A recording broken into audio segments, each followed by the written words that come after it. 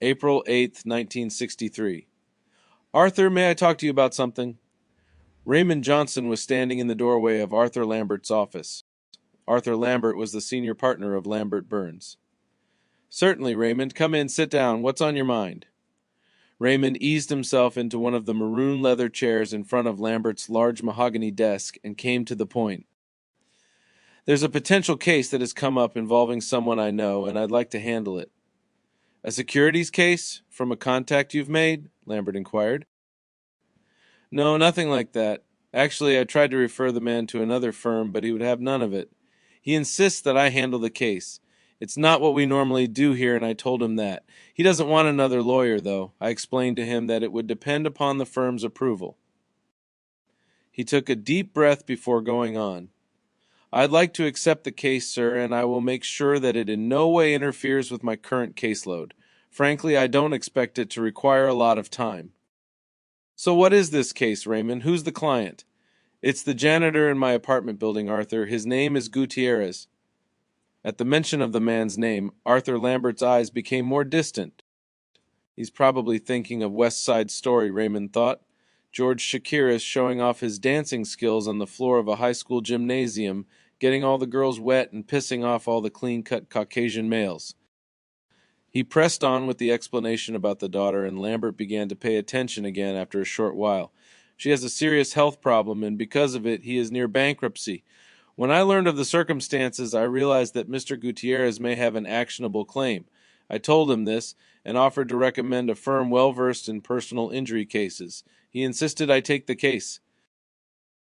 Raymond broke eye contact with the senior partner. I don't think Mr. Gutierrez has had many breaks lately, and he reminds me of the men that Dad always hired to work at the ranch. I'd like to try to help him out. As I say, I don't think it will take much of my time. I'll keep track of my hours on it, and I can work on Sundays since I'm not married. If there's any problem with it taking more time than I expect, I can forfeit vacation days to make it up. Arthur Lambert was startled by this last suggestion. We don't typically handle personal injury cases, and I don't see how this might lead in any way to further business for Lambert Burns. Ray imagined the rest of the message, which was left unspoken. Arthur's thinking that the last thing Lambert Bums needs is to have one of the associates off doing pro bono work for Puerto Ricans. You really think the case is a winner? Lambert asked bluntly. Raymond shrugged. Any judgment at all for the plaintiff would be a huge help to the family. They're almost destitute. I seriously doubt the case will ever go to a jury. I think the defendant will make a settlement offer, and Gutierrez will take it. He regards his problems as God's will, and he's amazed at the concept that he might get any money at all. Lawyers need more clients like that, Arthur Lambert said with a small smile. And the last thing I need is to have you moping around, thinking about how I said you couldn't help someone out. 59-year-old Arthur Lambert sat back in his chair.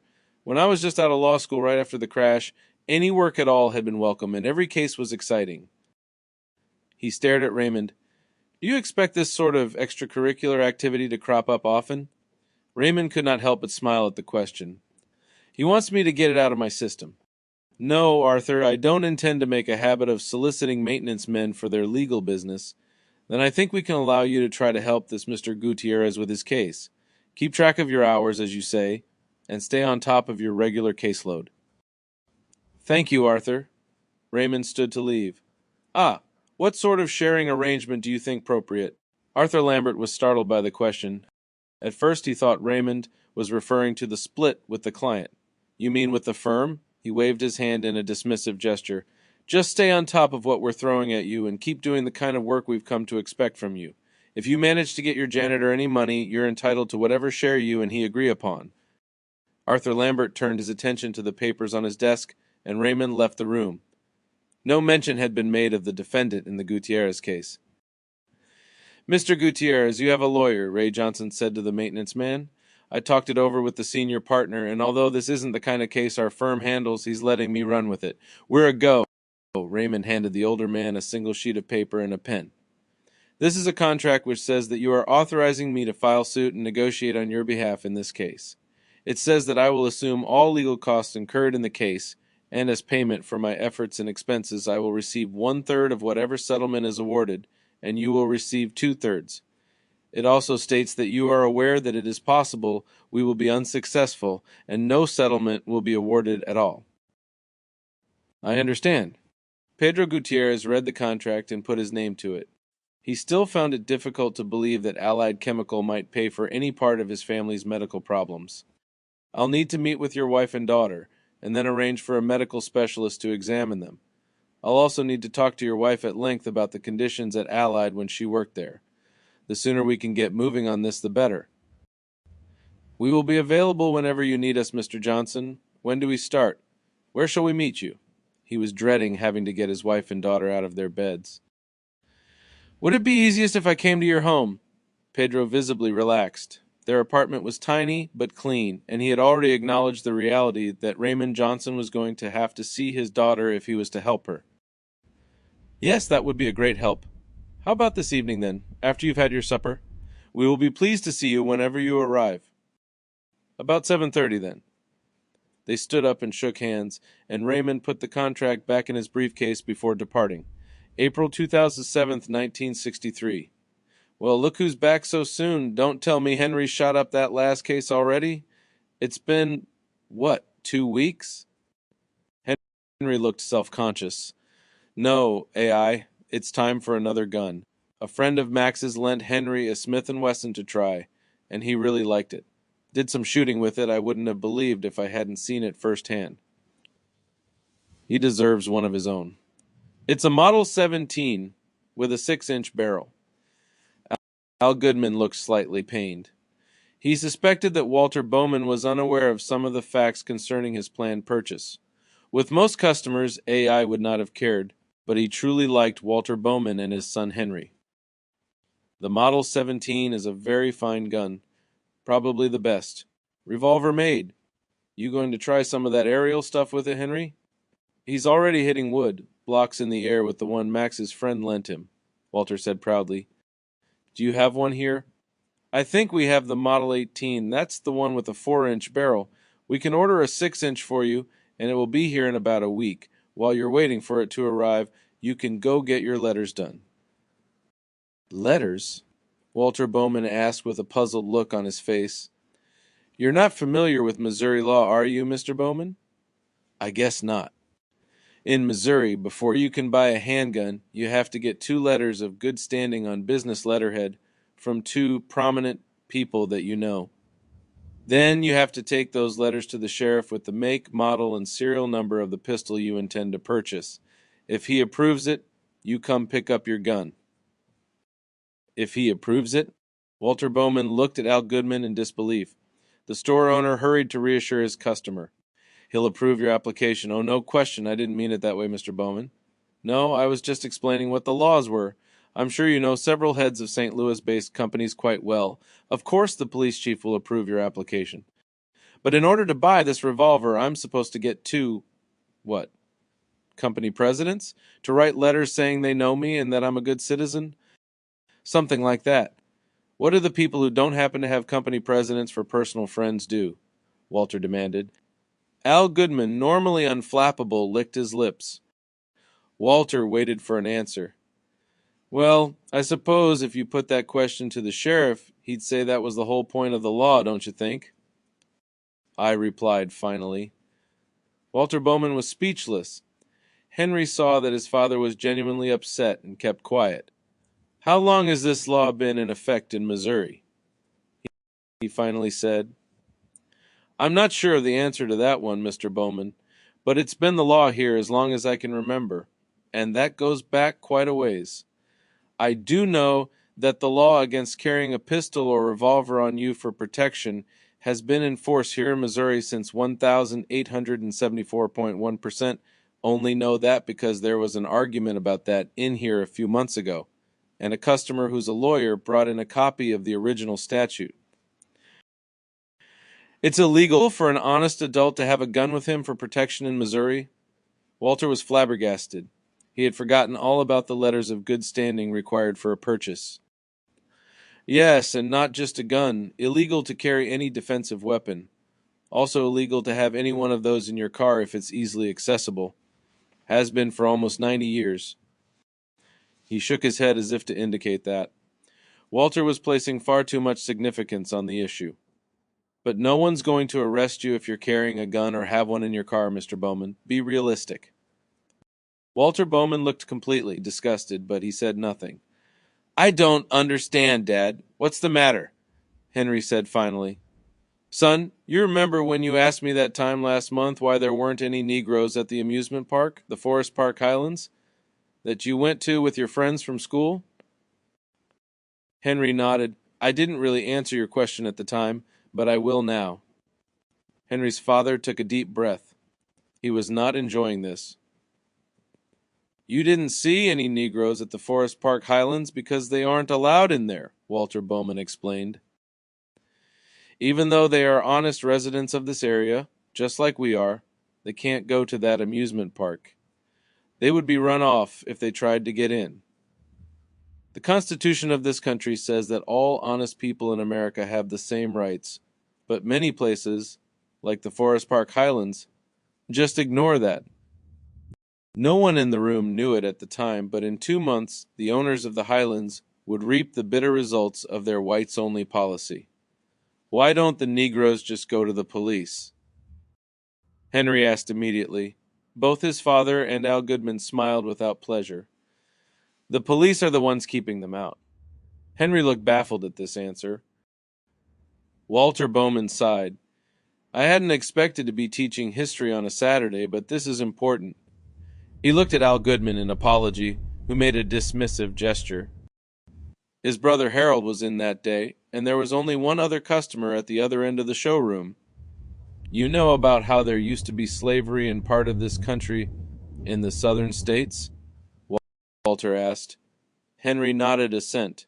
Well, after the North won the Civil War and slavery was ended, many of the people living in southern states hated the idea that former slaves could now vote and do the other things that whites could. So they passed what we now call Jim Crow laws. These were laws which said that you had to be able to read or pass a test or pay a tax before you could vote. The law looked like it applied to everyone, but most former slaves couldn't read, and if they could, they didn't have enough money to pay the poll tax. If they had the money, then the sheriff would give them a test to pass, and they'd fail. What kind of test? Henry asked. Shall I tell him the standard story? Al Goodman asked Henry's father. Go ahead. Al Goodman raised himself to his full 5 foot 5 inch height and began. A colored man in Georgia went to go vote and was told he had to go to the sheriff's office to prove that he could read, AI said in his monotone. The sheriff handed him a newspaper and said, Can you tell me what that says, boy? The sheriff was laughing because the newspaper was written in Chinese. The colored man said, Why, yes, sir, I can tell you exactly what it says. Al Goodman's attempt at dialect was appalling. Walter Bowman was astonished, but he remained silent as AI delivered the final line. It says there ain't going to be no niggers voting in Georgia this year.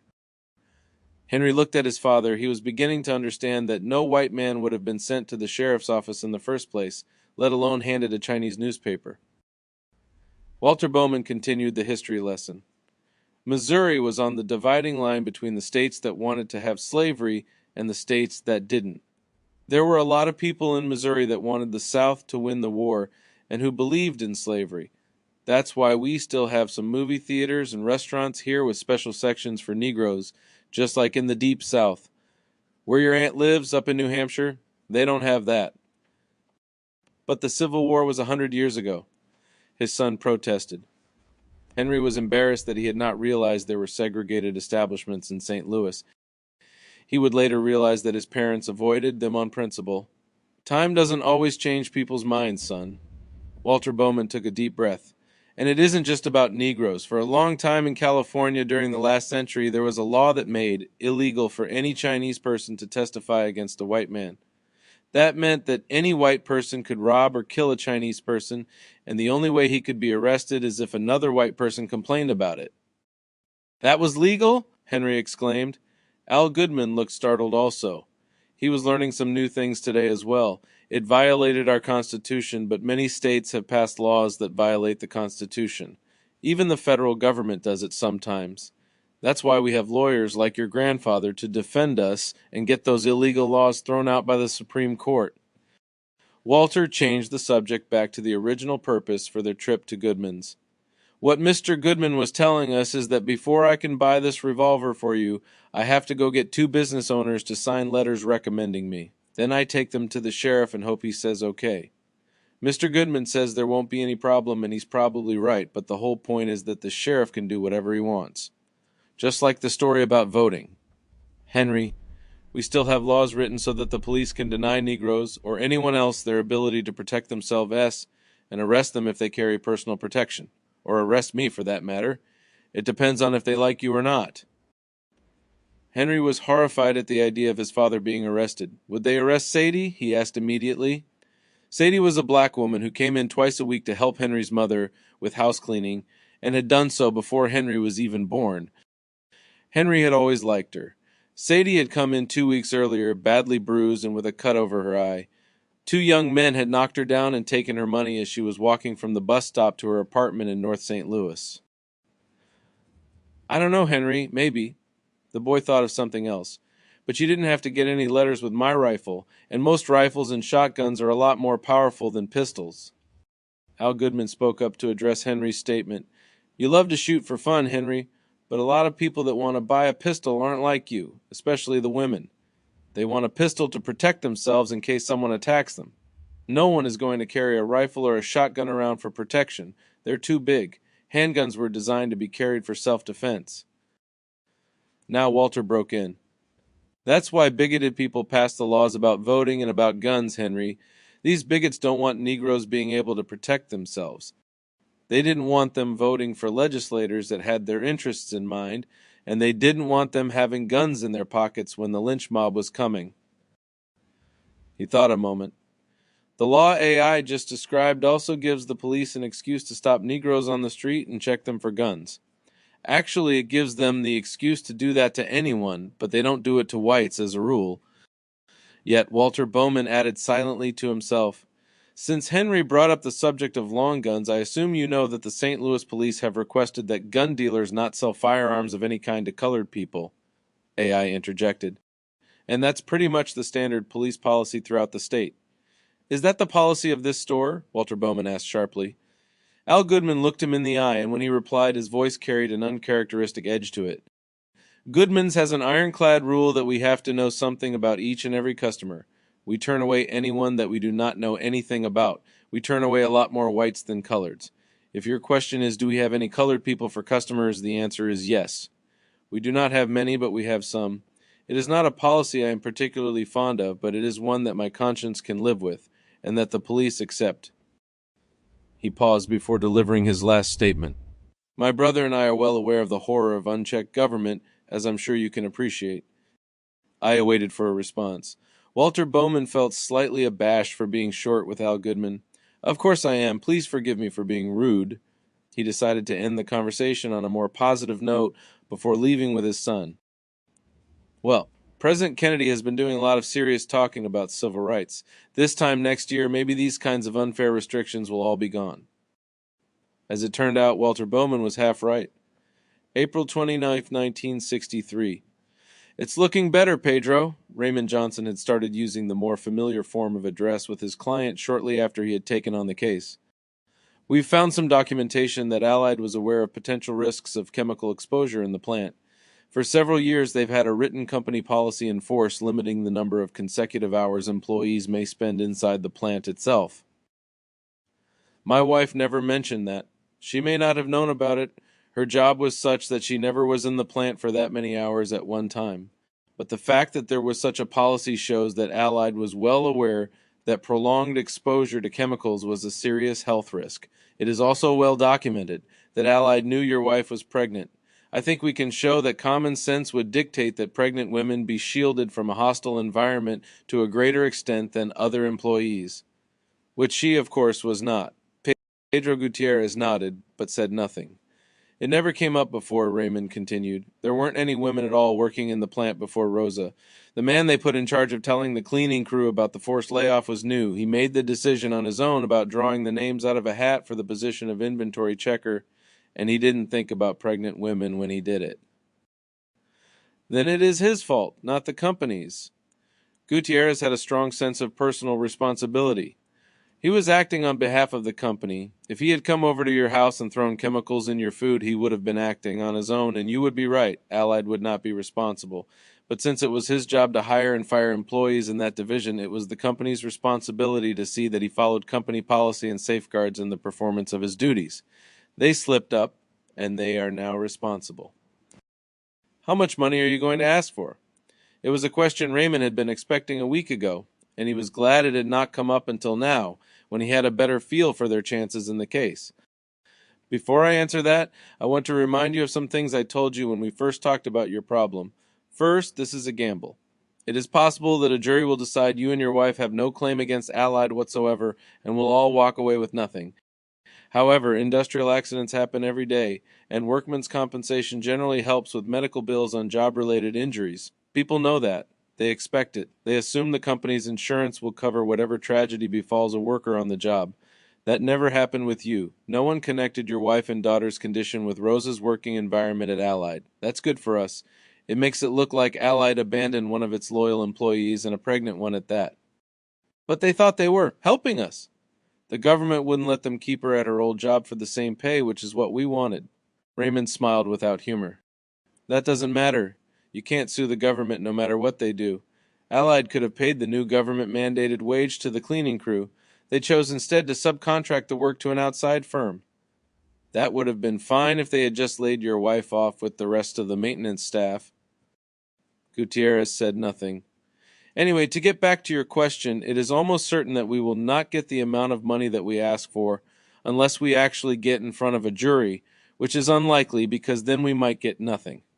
I intend to demand considerably more than we expect to get, and negotiate downwards from there. The lawyer took a deep breath. I have not yet determined exactly how much Allied could be expected to pay, but I am going to file suit for at least $1 million. Gutierrez was speechless. He can't even imagine such a sum of money, Ray thought. That's the starting figure. The real question is, if they come to the table with a counteroffer and we get into negotiations to avoid a trial, what will you be willing to accept? If they lowball us and threaten to let a jury decide if we hold out for more, what do we do? I get paid a third of the settlement, but I don't have a wife and daughter who need full-time care. Losing this case entirely will be a much greater hardship on you. Then it will be on me, Pedro? How low are you willing to go and not feel you were cheated, or that I let you down? The older man stared at the lawyer and licked his lips nervously. It was obvious to Ray that Gutierrez had been hoping these past few weeks that a miracle would happen and he and Rosa would get enough money to help out with Rosita. The older man had been ashamed to find himself imagining that a check for $10,000 would be coming in the mail. What Raymond Johnson was now telling him was entirely beyond his comprehension, and he saw how woefully unprepared he was to answer the lawyer's question. Mr. Johnson, Pedro said finally, if you were to call me into your apartment because the bathroom was flooded, would you tell me how to fix the pipes? No, I wouldn't. If I worked on them all weekend and then told you that they were so badly damaged that I could not repair them and the building owner would not pay for new plumbing, would you think I had done a bad job or believe that I did not care that you had water in your apartment? No, I did not think so, and neither am I going to tell you how to do your job or say that you have done it poorly if what we wish for does not come to be. Any money at all will help, but if you feel an offer is too low, then reject it. If we lose, I am in the same position, and you will have worked for nothing. You know we need any money we can get, and I know you do not want to lose the case. He felt awkward trying to express himself to the younger, more educated man. I believe we want the same thing, and you are the one who should decide what to do. Raymond nodded. This was the best answer he could have asked for, but also the one which thrust the most responsibility on him. This isn't some legal opinion on a contract dispute. It's a man's wife and daughter, he thought solemnly. That makes it clearer. Let me get back on it. I have a couple of things I want to pursue. He stood to leave. Raymond's mind was already churning, thinking about what he should do next. He had felt ill-equipped to determine how to get a handle on the money issue and had been reluctant to ask for help within his own firm. They aren't getting any money out of this case, even if we manage to win, he said to himself. I'm not about to drag one of the partners in and press him for advice. Suddenly an idea came to him. Wonder if Tony Kearns has ever hunted rats in a dump before, Raymond thought with a smile as he walked towards the subway. Joe, I want to thank you for coming through for me on the bridge bill. I won't forget it. Let me know if there's anything I can do for you to return the favor. You're welcome, Governor. As a matter of fact, there is something. Got to strike while the iron is hot, Hammond thought. He'll forget he owes me a thing as soon as the session's over on Friday. I'd like you to see that a friend of mine gets a state license bureau office somewhere in the St. Louis area. His name is Harold Gaines. The jerk doesn't deserve it, not by a mile, but I owe it to Linda and Harold Jr., thought Hammond.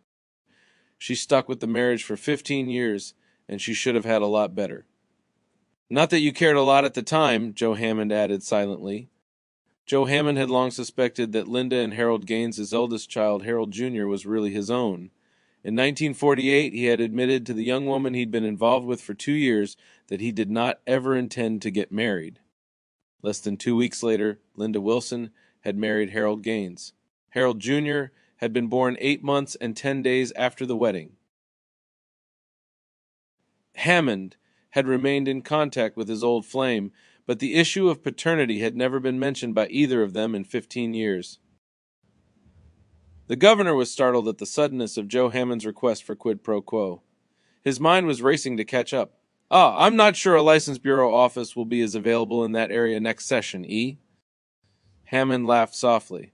Governor, I'm sure you'll find one available for Harold. I have just as much faith in your ability to do that as you asked me to have in your judgment about the details of the bridge they'll be building. He probably thinks I'm an arrogant prick, but hell, I'm just playing the same ball game. He is. The governor paused for a long moment before answering. Okay, Joe, I'll see what I can do. Glad to know we talk the same language, even though you just got started in the legislature. Joe Hammond chuckled at the governor's mild barb as he hung up the phone. Always wise to let the other guy have the last word, as long as you get what you wanted. May 5th, 1963. You sure this is legal, Ray? I told you it's a gray area of New York law. We aren't within city limits. It's possible we could be charged with disturbing the peace, but that's a bit unlikely. I give the guy who runs this place a fifth of scotch every month, and I think he'd stand up for me. The cops in this area know me and join me sometimes when it's their day off. One of them even suggested I get registered as a city health official. At this last statement, Tony Kern set down the Coleman lantern and doubled over with laughter. I'll never in my life say that New York cops don't have a sense of humor. Hey, Tony said suddenly. Behind that old mattress. Raymond saw the reflected red of the two small eyes and snapped the old Winchester pump to his shoulder. As he squeezed the trigger, a mild crack momentarily disturbed the warm evening and was immediately followed by the sound of Raymond working the slide of the rifle, chambering another round. The rat flipped over on his back, his hind feet twitching in extremis, and Raymond engaged the safety and handed the rifle to his friend, taking the lantern in return. 19, Ray said softly. Damn, but you get on fast, Tony said for the third time that night. I keep telling you this is perfect training for when you go to Africa.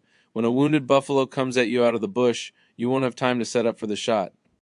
I'm beginning to see your point, Tony admitted as he walked over to the dead vermin and lifted the carcass by its tail, examining it.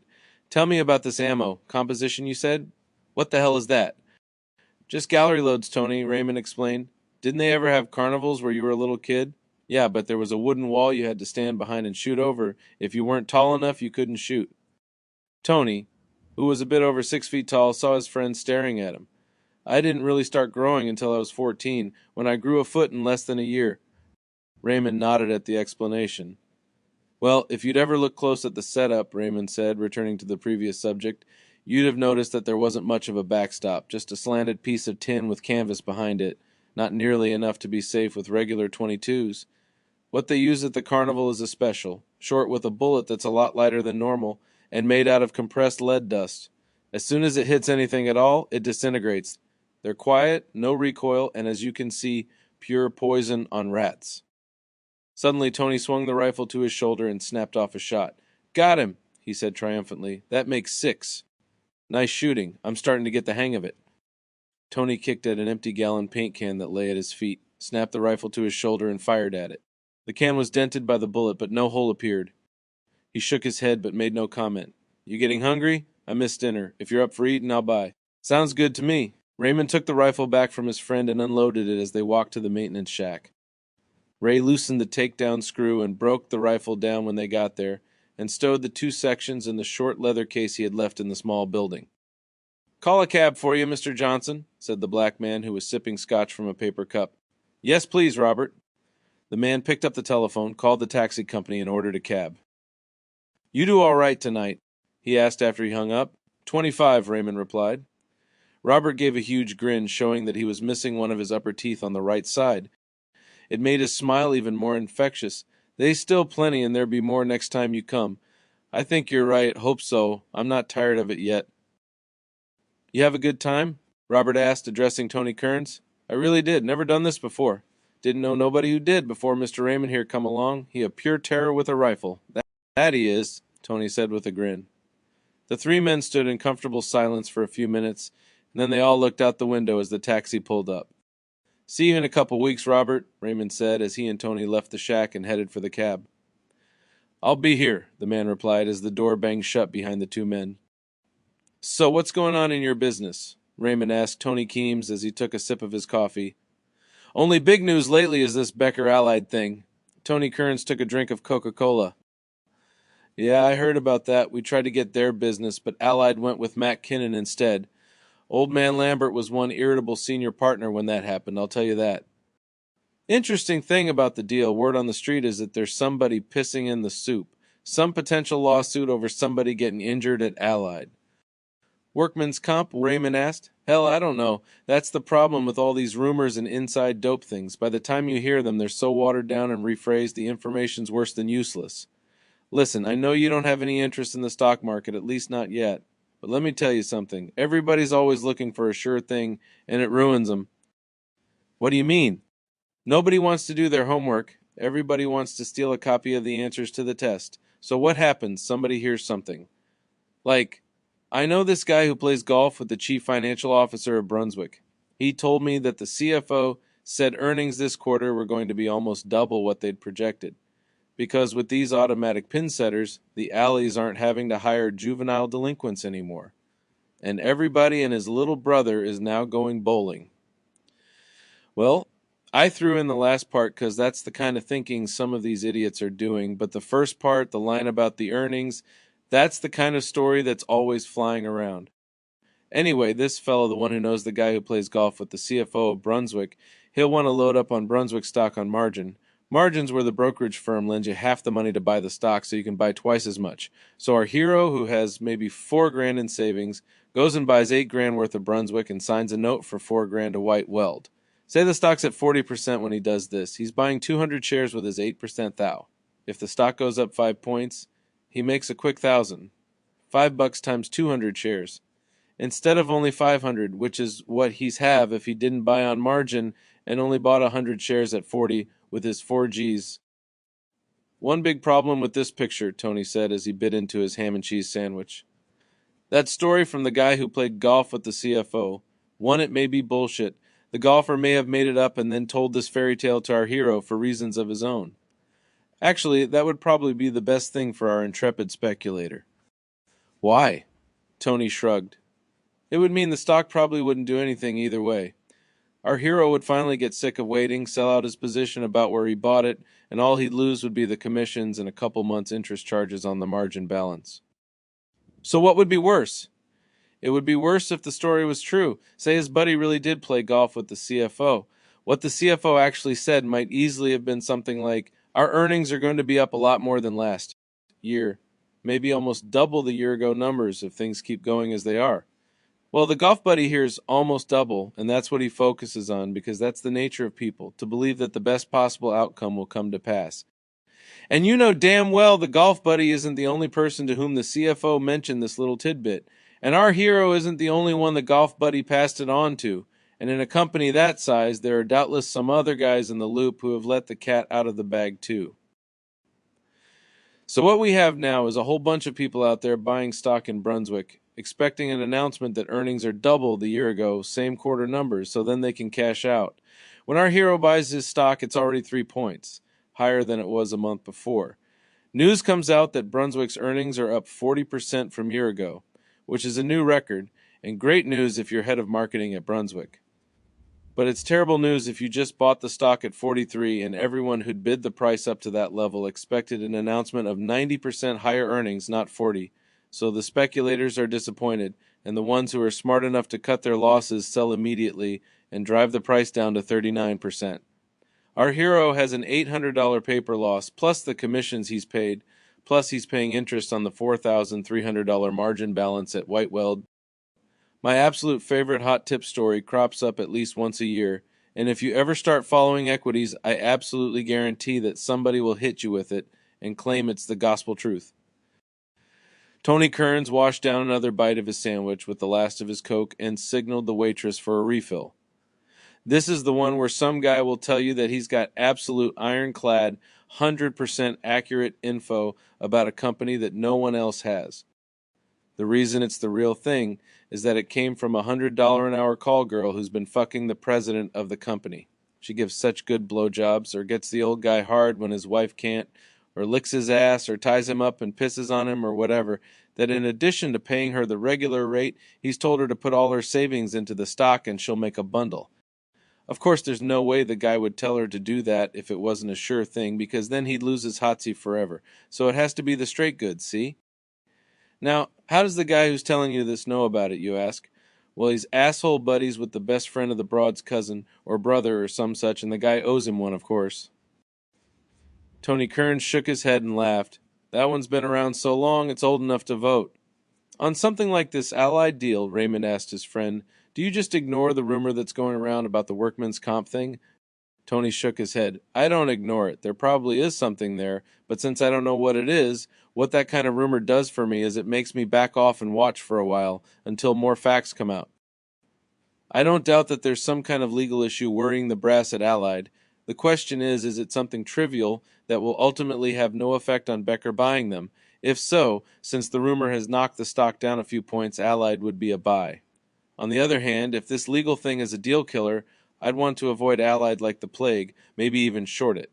But that view's much too simplistic, as I'm sure you're aware. What do you mean? Hell, Ray, imagine Lambert. Burns had gotten the Allied account and put you on it. Some guy's trying to sue their ass and it's going to kill the sale to Becker. What would you do? You'd figure out what it was. Worth to Allied to buy these guys off and let the sale go through, and you'd advise the company to offer something less than that to the guy with the broken back or whatever he's got. If the guy won't take it, Allied plays hardball and goes to court and Becker backs off. Maybe the jury decides the asshole's faking it and throws it out. If so, then Becker's back with another offer, probably about the same, don't you think? Raymond shrugged. He didn't want to offer anything. If the thing goes to court and the jury feels sorry for the guy in the wheelchair and tells Allied to give him a bunch of money, then their insurance pays it off, and Becker's probably back with another offer just like before.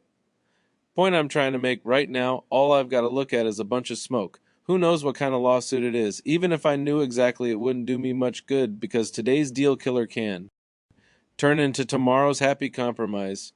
Who knows what kind of back and forth the legal eagles are going to do, or if someone's going to pick up his ball and decide to go home. So you're saying that this potential lawsuit, whatever it is a non-issue? No, it's going to affect the deal, that's certain. I just don't intend to commit the firm's dough until if and when there's a clear way to make some money on it. How will you know when that happens? The way I always do, which is the same way anyone who's successful in this business over the long haul does it. You spot a discrepancy between what the crowd is doing with its money and what you understand to be the facts. Can you explain? Tony grinned.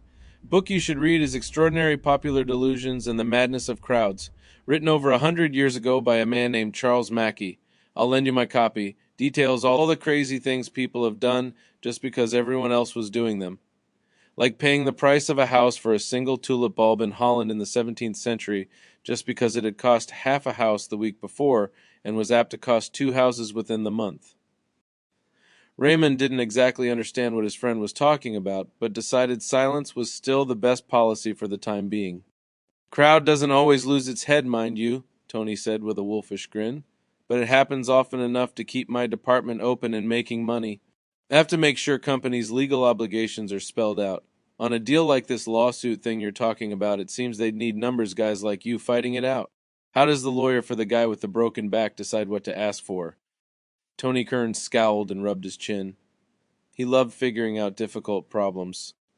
I'm not a personal injury lawyer, but you're right. Guys like me always have to come up with a dollar value for the legal troubles a company has so we can assess the appropriate impact on the stock price.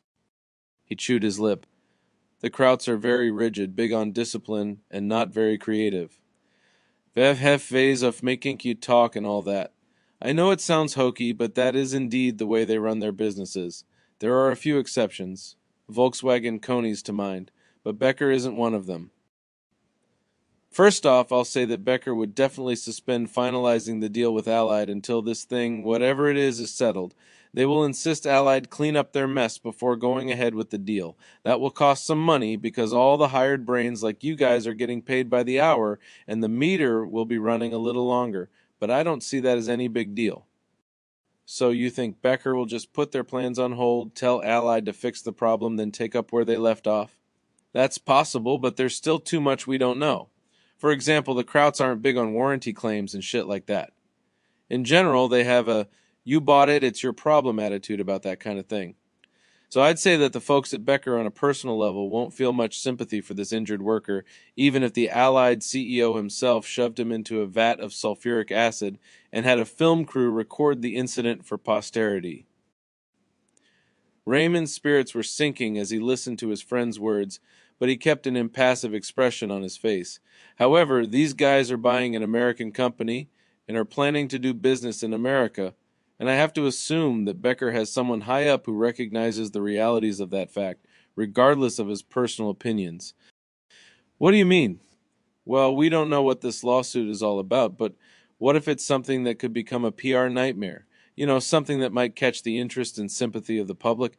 Hell, it could kill the deal permanently. The Krauts are sure to realize they've got to tread carefully, particularly in New York, for Christ's sake. Jesus, for all we know, 20 years ago Becker may have been a subcontractor making Zyklon B. I see what you mean. If the claim was something that could be a real embarrassment if it came out, how would a lawyer put a dollar value on what Allied could afford to pay to make it go away? Surely your firm has somebody who could do that. I'm sure we do. That's just it. I'm the new guy, and the senior partners have a game they play of asking associates to comment on cases unrelated to what they're doing. They like to see who can think on his feet about cases they aren't intimately familiar with. One of the senior VPs at White, well, does that kind of shit too. So you know what I'm talking about. Anyway, I'm pretty good at the game, but no one's hit me with a case involving calculating how much to try to get in a lawsuit. I gotta tell you, I think I'd blank if they did. Well, you gotta figure a lawyer's gonna come out with guns blazing and demanding some outrageous figure with punitive damages to get their attention, right? Isn't that the way everybody does it? Tell the girl you want to do her roommate at the same time and compromise down from there?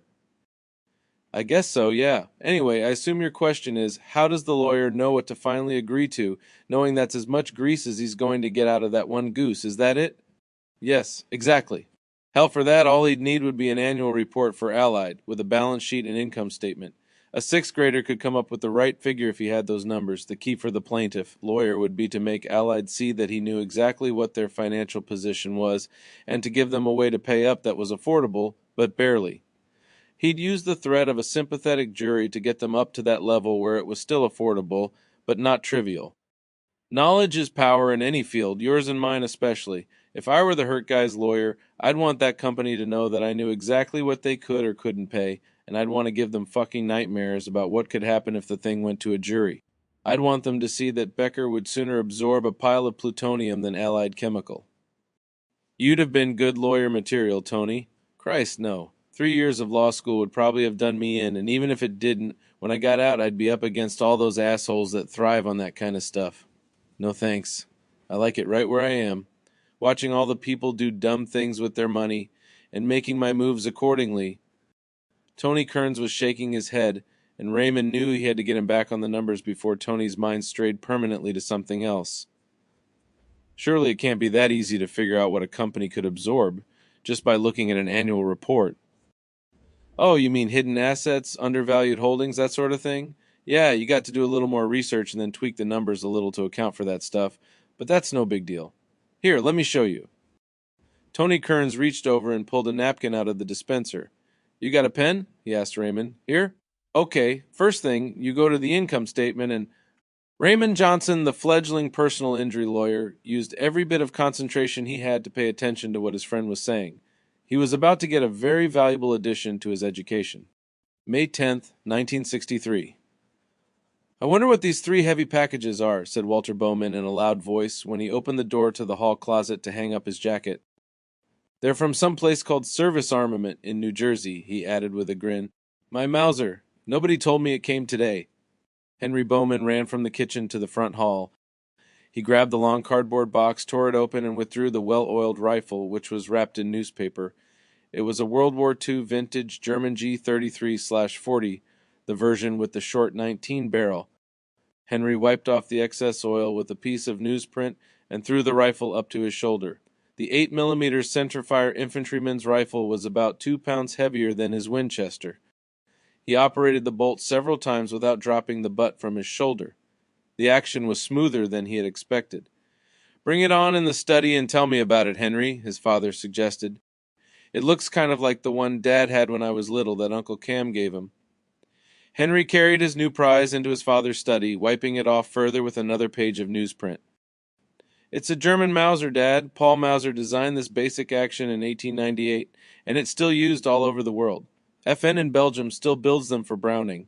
This one is a 33/40th model. The main difference between it and the Model 98 German Army rifle is that this one is even shorter and more than a pound lighter than the 98 carbine, and 2 pounds lighter than the standard 98 rifle. It fires the 8 times rifle cartridge. The bullet is a little bigger and heavier than the 1RUS. Fires but not quite as fast. I'll get one. Henry ran out of the room. He returned and handed the loaded round of 8mm Mauser ammunition to his father. Walter Bowman examined the cartridge. It was larger than he had expected. He had never seen any ammunition for the one his father had owned. Michael Bowman had sold the rifle shortly after his younger brother's death without ever having fired it. What about recoil? I'll get used to it, Henry said. Then he added, I bought a rubber recoil pad. I think I'll shorten the stock and put the pad on so it ends up the same length as the buttstock on my Winchester. Military rifle stocks were sized for adults and typically had steel butt plates. Many soldiers complained of the recoil of their rifles. Is this ammo expensive? Charlie has World War II 8mm for less than 3 cents a round by the case, about twice as much as rimfire. Does it all fire? They promised it would. I bought 2 cases and it looks good, not corroded or anything. Walter Bowman nodded. Let me know if you need a hand in the shop on that recoil pad installation. Henry headed for the basement stairs with his new rifle. May 24th, 1963. Ray, you've been hinting at a claim of $10 million. That's ludicrous and you know it. Ames McKinnon III, one of the partners at McKinnon Reed, was speaking in a slightly patronizing tone to the younger lawyer. Allied can't pay that kind of money. Of course they'd like to take care of your Mexicans so they can get on with the sale to Becker, but you're on another planet with your dollar figure. That's what you think, asshole, Raymond said to himself. You think I'm a contracts man and haven't a clue as to what the company can or can't comfortably pay. A jury will laugh you out of court, McKinnon went on. Nobody around here's ever had an award on a PI case anywhere near like what you're dreaming about. Pick a reasonable figure, and we'll work with you on this thing, okay? You don't want to wind up looking like a crazy man on your first real case. What do you say? Raymond recognized that the other lawyer was simultaneously trying to sow doubt in his mind about Raymond's abilities, point out his inexperience, trivialize his client and his claim, ridicule his lawsuit, and make Raymond revise his thinking and reduce his demands without any counteroffer from Allied. Nervy bastard, aren't you? Raymond thought. I have no intention of rolling over and playing dead. You are the one who will soon be squirming. Ames, I think you should sit down with Allied CFO and come up with a serious counteroffer for me instead of dancing around with a lot of meaningless rhetoric. You're right, no one's ever paid this kind of money before, at least not around here. There's a very good reason for that. Up until now, no chemical company has ever ordered a pregnant employee to work in an environment filled with birth defect-producing chemicals. There's no proof of that and you know it. Besides, the company was going out of its way to keep her on in view of the layoffs. Absolute proof we don't need, Ames. You know how juries work. You need to get that CFO to sharpen up his pencil and get to work. And don't think I haven't done my homework on this one. I have. A jury is quite likely to award every nickel we're asking for, maybe even more. After all, how do you think a New York jury will vote when one of them points out in deliberation that your boys performed chemical experiments on a pregnant woman and now is being bought by a German firm? Birds of a feather. I'd tend to guess what they might ultimately decide to award. Ames McKinnon liked to think he was a master at maintaining an impassive expression regardless of circumstances, but Ames was unable to keep the blood from draining out of his face, which temporarily gave his skin a different hue. You pull anything like that, and I'll have you up on charges of jury tampering and improper conduct before you can open your mouth. You'll be parking cars for a living. Ray listened to this outburst and looked at the other lawyer with genuine bafflement. Ames, I'm not going to need to say word one on that subject to the jury, either before, during, or after the trial. They will see a damaged woman and child who are not white, and a bunch of Caucasians who caused that damage. They will see those rich Caucasians loudly protesting their innocence while at the same time cutting a big money deal with a bunch of Germans. This is New York City, Ames, where you see people with numbers tattooed on their arms every day. It's the first thing that's going to come into the jurors' minds, even if I sleep through most of the trial. Hell, Ames, I bet it was the first thing that came into your mind, he said accusingly. The color came back into Ames McKinnon's cheeks as he flushed red. Raymond had hit it exactly, and it was what he had warned his client. The board at Allied had instructed him to get the case settled quickly for as little outlay as possible, so that the sale to Becker could proceed. I'll talk to my people, was his only response, and then Ames McKinnon turned around and left. Raymond waited until the door closed behind the departing attorney. He started to smile. A few moments later, he was laughing out loud. "Dad, I can't find my set of gun screwdrivers," Henry Bowman yelled as he stepped into the kitchen after climbing the stairs from the basement. He was carrying his M98 Mauser in his left hand as he headed for the living room, looking for his father. Catherine Bowman's father, Charles Collins, had had a stroke at the age of 81, and the family had stayed at the house in St. Louis instead of moving to their place on the river for the summer. "They aren't on your workbench where I saw that—" He stopped abruptly when he saw the family had guests. "Sorry, I didn't know anyone." "That's all right, son. Your Aunt Zofia and Uncle Max just stopped by to see your grandfather and brought Mr. Mann with them. I'm sorry I didn't tell you I borrowed your screwdriver set to work on a chest of drawers. I needed one that fit exactly. They're up in our bedroom."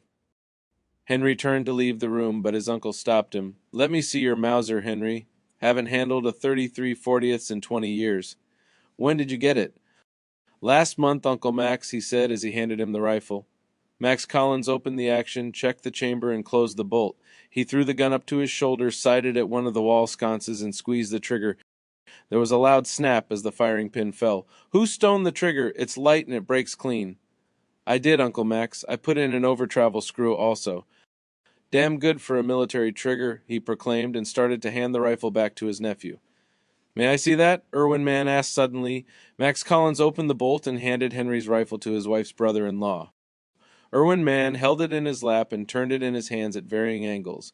A look of concentration came over his face as he examined the rifle. Finally, he looked up at 10-year-old Henry Bowman. "This is yours?" he demanded. "Yes." "You have shot it very much?" Irwin Mann's tone was intense and insistent, but not in any way unfriendly. "About 1,000 rounds in the past month," Henry explained. "Dad and I are going out shooting on the river tomorrow, and I wanted to check the guard screws first." Irwin Mann looked at Walter Bowman. "Would you and your son mind if I were to join you tomorrow? I would very much like to see him shoot this rifle." Walter, mildly surprised at the request, looked over at his son with a questioning look. Henry gave a gesture that clearly showed it was fine with him if Mr. Mann joined them the following day. "We usually leave about 8:30. Shall we pick you up at 9 tomorrow?" Walter asked. "You are certain it is not too much trouble? Don't you live a few streets over from Max? That's not even 10 minutes out of our way." "9 o'clock will be fine then." Irwin Mann was not sure what he should expect from the next day's outing, but he had a strange premonition that he was going to learn something from it. May 25th, 1963. "Hello?" Raymond Johnson mumbled into the phone as he rolled over in bed. "You dog! Been trying to get you all weekend. No wonder you were so fucking interested in my analysis." Tony Kearns was on the phone. "What I've been hearing can't be right, though. $10 million? Tony was fishing, but Raymond remained silent. He was wide awake now. "You can't have asked for 10 mil. Raymond still said nothing. "Shit, you got big balls, you know that? Either that or you're fucking crazy." "Listen, Tony, I wanted to be straight with you that night, but with all the laws against—" "Hell, Raymond, I don't give a shit about that. It couldn't have done me any good anyway, but Jesus Christ, you're a contracts guy. What the hell are you doing taking on a PI case? And my God, Raymond, $10 million. All of a sudden, Tony Kearns was at a loss for words. It was an unusual experience for him. Ray was about to say something, but Tony suddenly found his voice. You had breakfast yet? Scratch that, it doesn't matter. Haven't had breakfast yet, and I have got to hear more about this.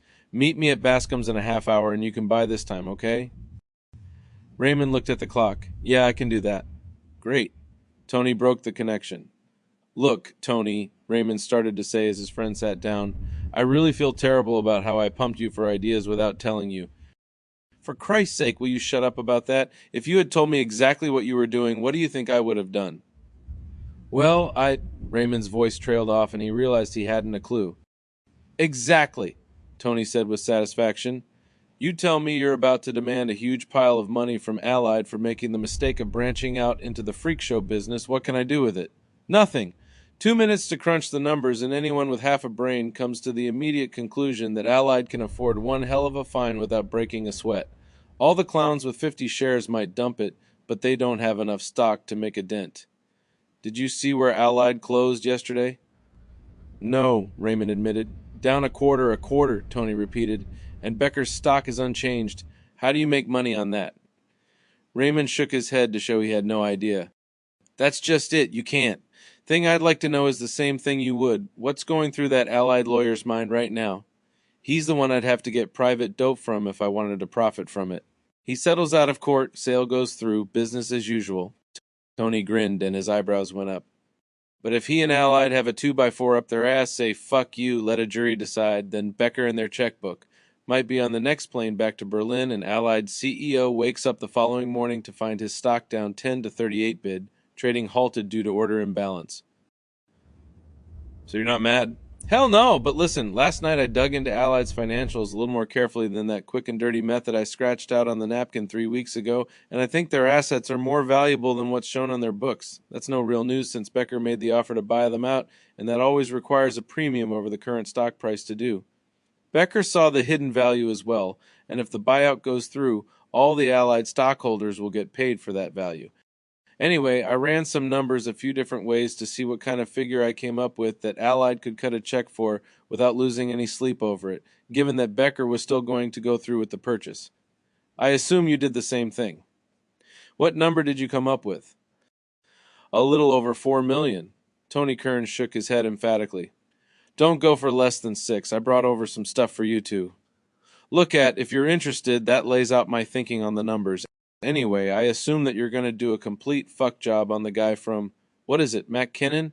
And he probably won't be up on exactly what their financial It's Ames McKinnon III of McKinnon Reed, Raymond broke in. But what do you mean you assume I'll do a fuck job on him? Old man's progeny himself, eh? That's even better. Tony waved his hand in a dismissive gesture. I just meant the lawyer stuff you guys always do with each other's minds. Raymond gave his friend a quizzical look. You know, he comes over to your office to discuss a potential settlement, and you've got all these blown-up pictures of the medical labs at Auschwitz lying around, and big posters showing Allied's cash flow, like you're in the middle of preparing your presentation for the trial. Tony suddenly thought of something. Hey, my cousin has an empty can of Zyklon B he brought back from the war, unless he's thrown it away by now. If he's still got it, I'll get it from him. It's about the size of a quart paint can, and the label's bright orange. Have it sitting on your credenza next to a quart can of some stuff Allied makes, preferably something with an orange label. That ought to get old Ames the Third's attention. Raymond was both appalled and fascinated at Tony's suggestion, and the cavalier manner in which his friend had assumed it was what Raymond had planned. But, Tony, Allied wasn't doing medical experiments on its workers. To be accurate, there's no proof that the chemicals in the plant had anything at all to do with what happened to my client's wife and child. Raymond hadn't intended to make this admission, but it came out anyway. And they're not Jews. They've been in America since they were children, and were born in Guatemala. Tony Kearns waved his hand again, to show that his friend was digressing onto irrelevant issues. You can be damn sure defense counsel won't let anyone sympathetic to either ethnic group on the jury, so you're going to have a bunch of cab drivers and the like deciding your case. Guys like that would have a hard time picking a favorite between Jews and Mexicans, so the difference is immaterial. They won't like Krauts, and that's something you can take to the bank. If you give them an excuse to render a decision that will make Becker put their Prussian asses on a boat and forget they ever thought about expanding into America, the jury will do it.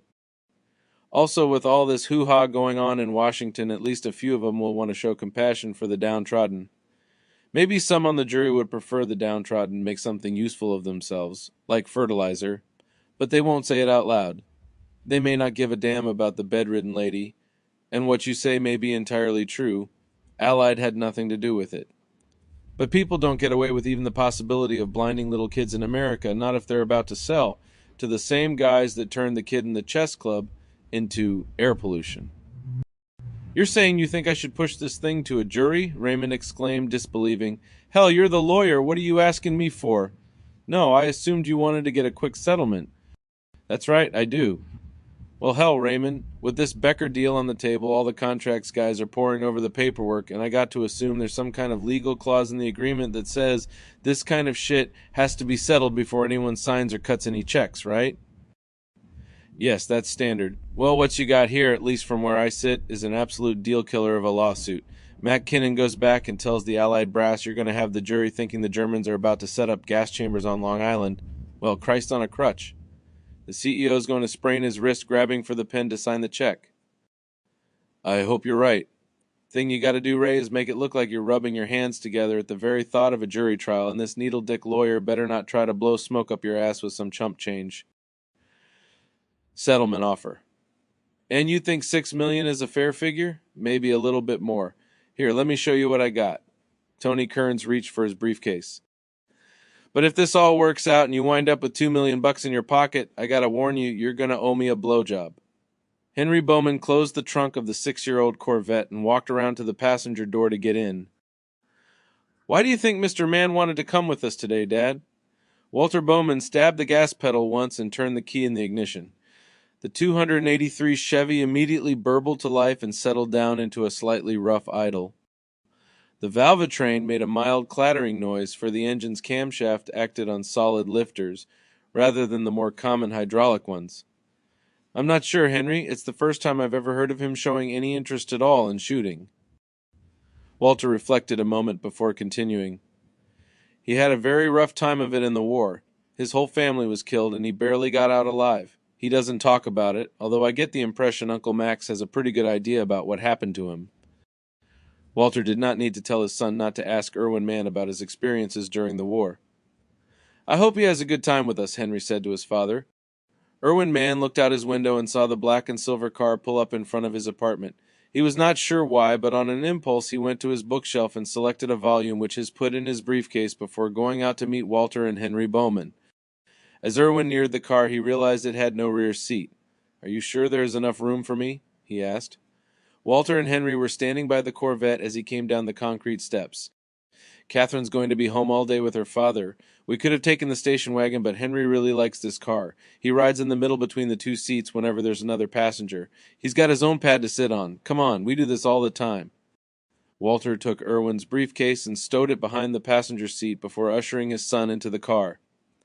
Irwin Mann slid in beside the boy and realized that there was indeed enough room for all of them in the sports car. Walter started the engine, engaged first gear, and accelerated briskly away from the curb. The passenger side window was down, and Irwin Mann rested his right arm on the top of the door with his elbow in the breeze. He looked over at the boy sitting next to him. Henry was grinning, as was his father. Their mood was infectious. I brought some earplugs for you, Mr. Mann, Henry said as they laid their gear down on one of the big limestone rocks on the riverbank. Irwin Mann started to wave Henry away, but the boy continued, No, really, guns will damage your hearing if you don't wear ear protection. He's right, added Walter. I didn't shoot any guns during the war, but unmuffled aircraft exhaust has taken its toll on my ears. The doctors say I've got a 30% loss. It won't grow back either, he added with a rueful grin. Irwin Mann accepted the plugs Henry held out for him. Isn't there something they could put on the end of the gun like a muffler on an engine so that it would not be so destructive on one's hearing? Irwin asked Walter. Walter was about to say he did not know, but Henry, who was looking in the other direction and did not realize their guest was addressing his father, replied to Irwin Mann's question. There is, and up until the early 30s they were sold in gun stores and hardware stores for a few dollars. A man named Maxim invented them, and he called them silencers. They didn't make the gun silent, but they took some of the blast out. They screwed on the end of the barrel and trapped some of the burning powder gases so the noise wouldn't be so apt to hurt your ears. They don't sell them anymore? Irwin asked.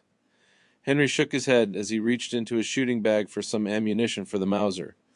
The 8mm cartridges were on 5 round stripper clips, which slid into a groove in the top of the receiver so that the shooter could charge the magazine with 5 cartridges very rapidly.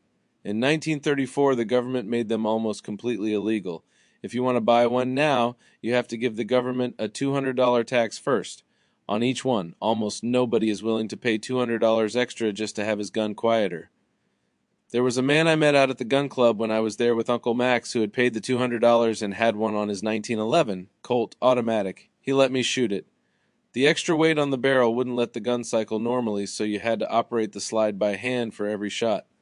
It did make the gun a lot quieter, though. You could shoot it without plugs, and it didn't hurt your ears. Why are they illegal? Henry shrugged as he dropped a handful of the 5-round stripper clips into the right pocket of his shooting coat. I don't know. Everybody says it's because silencers would make it too easy for murderers, but I never could see how that made any sense. The gun with a silencer still makes pretty much noise, just not enough to damage your hearing. Any murderer can still wrap a big piece of an old wool blanket around the gun barrel before he shoots someone with it, and that's a lot quieter than a silencer that screws on the end of the barrel. I know, I've tried it. Irwin Mann felt the hair on the back of his neck stand up as he remembered how 20 years before he had shoved the barrel of the revolver into the wool coat of the Lithuanian militiaman before pulling the trigger. Also, Henry continued, a knife or a piece of pipe is completely silent. I never have been able to figure out why they want to have people that go out shooting make as much noise as possible and bother all their neighbors. The boy grinned. My aunt lives up the hill from here, and I know she'd like it better if all my guns had silencers on them. Henry retracted the bolt of his Mauser with his right hand and charged the magazine with a 5-round stripper clip. He left the bolt open as he tossed the empty clip into his shooting bag and reached into the canvas sack next to it. He withdrew 2 scrap pieces of 2 times pine from the sack, each about 4 inches long, and tossed them into the river about 10 feet from shore. They floated in the water about 8 feet apart. Got your plugs in? He asked the 2 older men. Irwin Mann took the rubber plugs from his left palm and pressed them into his ears. I've been practicing this one, Dad, but I'm still a little rough, Henry said in a loud voice so that his father could hear. He had a big grin on his face as he took his shooting glasses out of his shirt pocket and put them on. Then Henry turned toward the blocks floating in the river. He closed the bolt of the Mauser, chambering the first round, and threw the rifle up to his shoulder. He leaned forward and took aim underneath the block on the left and squeezed the trigger. At the blast of the rifle, a geyser of water erupted, and the pine block disappeared. As recoil rocked Henry to a vertical stance, he released his grip and flicked his right hand upwards, catching the round knob of the bolt handle in his palm and swiftly operating the bolt without loosening the grip of his left hand or letting the butt of the gun leave his shoulder. He slammed the bolt forward on the second cartridge as he aimed the rifle almost straight up. Walter Bowman and Irwin Mann instinctively looked up in the same direction as the gun's muzzle just in time to see the pine block 40 feet in the air and almost directly overhead. The Mauser cracked again, and the descending block split into 2 pieces, one about twice the size of the other, as Henry pulled the gun down out of recoil. The instant Henry regained his original forward-leaning position, the gun boomed a 3rd time, and the second floating block was launched into the air. Henry repeated his rapid operation of the bolt, and when the second block was about 20 feet above their heads, Henry fired a 4th round and the wood exploded into several chunks and many splinters. The entire shooting demonstration had taken 8 seconds. Henry lowered his rifle to his waist with the muzzle pointed at the river's edge and grinned at the 2 men. Nailed that second one in the end grain, I think, he opined. Walter Bowman, who had seen his son shoot many times before, was nonetheless very impressed. Who needs a shotgun, right, Henry? Walter said, quoting one of his son's favorite comments. Irwin Mann was absolutely dumbfounded. If you shoot right under them when they're floating in the water, Henry explained, the splash comes up more on the far side and it throws the block back towards you as well as up in the air. That way, if you want to shoot them in the air, you're firing almost straight up, and the bullet will land 500 or 600 yards out in the water where it can't hurt anyone. The river, where they stood, was almost a mile wide, and empty fields stretched for more than that distance on the Illinois side before the first road appeared. How far up does the bullet go, do you know? I wrote a ballistician about that." Walter Bowman lowered his camera and listened. He had not heard of this.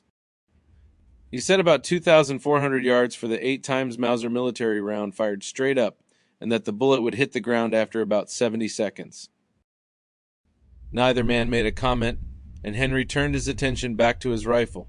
Henry racked the Mauser's bolt a final time, ejecting the case and pushing the last round into the chamber.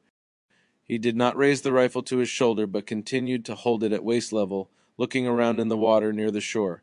His eyes fell on the thing they had been seeking, the larger piece of the first block, which floated 15 feet out in the Mississippi River. Henry made a slight adjustment to where he was aiming the rifle, which he still held at his waist, and pulled the trigger. The piece of wood vanished, and all 3 people instinctively jerked their faces towards the sky. The piece of pine was spinning 50 feet in the air and beginning to arc down towards the 2 grown men. Walter Bowman took a step to his right, reached out his arm, and caught the block in his right hand. Irwin Mann's jaw was hanging open. "I like to shoot things from the hip, and I've always practiced that too," Henry said with a big smile. Henry Bowman did not know that 3 decades later his life would hinge on this skill. After doing some longer-range shooting at pieces of driftwood floating in the river and chunks of limestone 200 yards down the riverbank, Henry handed the Mauser to Irwin Mann. "You know how to use it, don't you?" Henry asked. Irwin held the rifle and stared at it. He was remembering the efforts he and his compatriots had made long ago, trying to figure out exactly how to properly use the German weapons Irwin had captured. "Please instruct me," Irwin said, handing the rifle back to the boy. Henry explained how to operate the bolt and the safety before discussing how to use the sights. "You can move the rear sight for longer ranges, but that's if you have time and want to take the trouble. I usually just leave the rear sight on the lowest setting when I want to shoot things at longer ranges like you just saw me do. Instead of lining up the sights so the top of the front one is even with the top of the rear, I hold the front sight up a little. If you hold the rifle so the front sight is about 1 sight width above the rear sight, with the target sitting on top of it, you should be on at about 225 yards.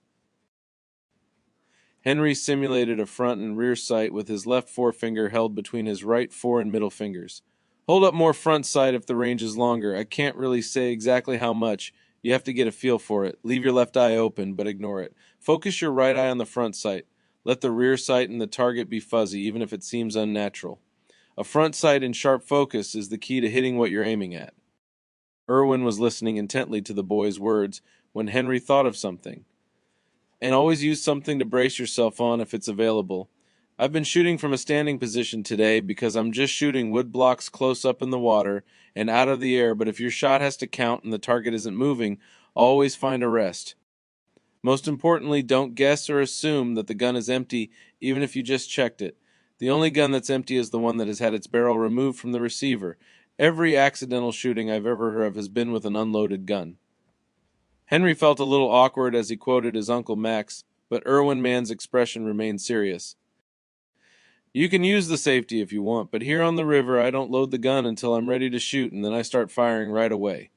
If you're hunting and carrying a loaded gun around, you should use the safety, but I don't think a person should rely on them. They do malfunction sometimes. Keep your finger off the trigger until you've got the gun aimed and you're ready to shoot.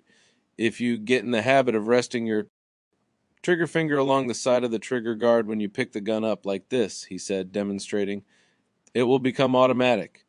Always point the gun in a direction so that if it goes off, nothing bad will happen. If the gun fires, the bullet will be a quarter mile away in less than a second, and as my Uncle Max says, 'Oh my God, I'm so sorry,' won't bring it back." Irwin Mann nodded his understanding. Walter Bowman remained silent. "Put your plugs back in. Put these on too," he said, handing Irwin his shooting glasses. "If a case ruptures or a primer leaks, the gas can come back in your eyes." Irwin Mann slid the glasses on his face, and Henry handed him the rifle and a stripper clip. He retracted the bolt and charged the weapon as he had seen Henry do. Henry tossed a wood block out into the river. "Hold a little under it if you want to throw it in the air." Irwin raised the gun awkwardly to his shoulder. "Lean forward a bit and move your face a little forward. Keep your right elbow up. That's it. Make sure the butt is pulled firmly into your shoulder." Suddenly the rifle boomed and a fountain of water appeared where the block had been. Irwin looked at the water, unable to see the piece of wood. Just then there was a splash as the block landed 10 feet away from where he had fired. Henry started laughing. "You blew it 30 feet in the air, Mr. Man. You should have been looking up. I watched the muzzle," he yelled. Irwin had started to turn towards Henry, the rifle turning with him. Irwin Mann looked horrified and ashamed. "I'm sorry I yelled, but Dad yelled at me the first time I started to do that, and it's never happened again." "You are quite right. It will not happen with me again either." Irwin racked the bolt and fired at the block a second time, with similar results. He scanned the water for other floating debris and saw a log floating about 50 yards out from the bank. "Hold right on the center of it," Henry said when he saw Irwin's intentions. The rifle cracked and a splash appeared 20 feet on the other side of the log. "About 10 inches over the top," Henry said immediately. "Squeeze the trigger slowly so that when it breaks, it's a surprise. Forget about the bang and the thump on your shoulder. Neither one will hurt you." Irwin Mann worked the bolt and took aim again on the log. This time the splash was right in front of the log and the bullet made it rock in the water. "You hit it, just under the waterline." Irwin Mann chambered the last round and took aim once more. As the rifle cracked, a piece of bark flew from the log. The water around the log remained calm. Irwin turned towards Henry, the muzzle of the rifle pointing towards the sky. He was smiling as he opened the bolt and ejected the fired case. "Thank you," Irwin said with feeling as he handed Henry his rifle. "Shoot us some more. I have lots of ammo," said Henry. "Try some longer shots, like that rock up on the bluff." He pointed at a limestone outcropping about 100 yards away as he took the rifle from the older man and loaded the magazine. Mann took back the rifle, chambered the first round, and aimed at the outcropping, which was about 18 inches square. "Hold right on the center of it. The rifle will hit dead on at that range with that ammo."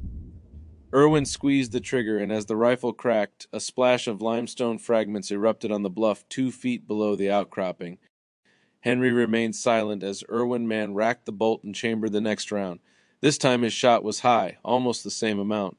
He ejected the fired case and steadied himself for a third shot. Click. Irwin saw the muzzle of the rifle jerk as the firing pin fell. An instantaneous wave of nausea swept over Irwin Mann, and his knees sagged slightly as the metallic sound of the weapon misfiring wrenched him back to that April afternoon 20 years before. Then the moment passed and he operated the bolt. The gun was empty. He turned towards Henry with a quizzical look, still keeping the rifle pointed at the bluff. "I only put 2 in it and didn't tell you." "Did you see the muzzle jerk when the gun dry fired?" "Yes." "You're starting to flinch, jerking the trigger because you know the recoil is coming. That's why you're missing. Hold on the rock now with an empty gun and squeeze the trigger." Irwin did so, and the rifle remained steady. "You would have hit it that time, I bet. Let me get you a different rifle." Henry took the Mauser from Irwin and slid it into its case. He laid it down and picked up the other rifle case that contained his Winchester. "I think you might like this one better," he said, withdrawing the lighter rifle and showing Irwin how to load it. "Remember, this one's a semi-auto. It's cocked, loaded, and ready to fire every time you pull the trigger. You've got 10 shots before you have to reload." Irwin Mann vaguely recalled that the Lugers had operated that way, but he said nothing as he listened to the other instructions Henry was giving him. After about 20 minutes, Irwin Mann was hitting wood blocks at 50 feet with the Winchester. He smiled at Henry and Walter as he handed the boy back his rifle. "It's time for you to get back to your own shooting. You didn't come here today to watch me." "Hey, it's fun," Henry said, realizing something his father had known for many years. Teaching someone a skill was as satisfying as practicing it yourself. "How far away can you hit something with a rifle?" Irwin asked. "It mainly depends on which rifle, what kind of ammunition, and how big the target is. Many people that have never fired a gun think that if the gun is aimed in exactly the same place, clamped in a vise, say, the bullets will all hit exactly the same spot. That's not true at all. The bullets aren't all exactly the same. They vary in weight a little and aren't perfectly round.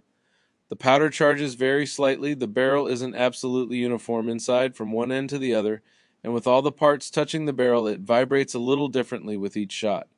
That Mauser we were shooting is wartime production. So is the ammo.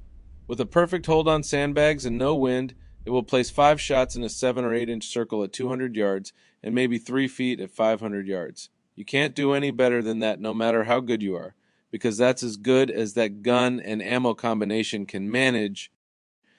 A handmade target rifle, or one made for shooting crows at long range, using ammo you assemble yourself with bullets made to the tightest possible tolerances and powder charges individually weighed, will put 5 shots in 1.25 inches at 200 yards and maybe 6 inches at 500. Uncle Max has rifles like that, and he's let me shoot them a couple of times.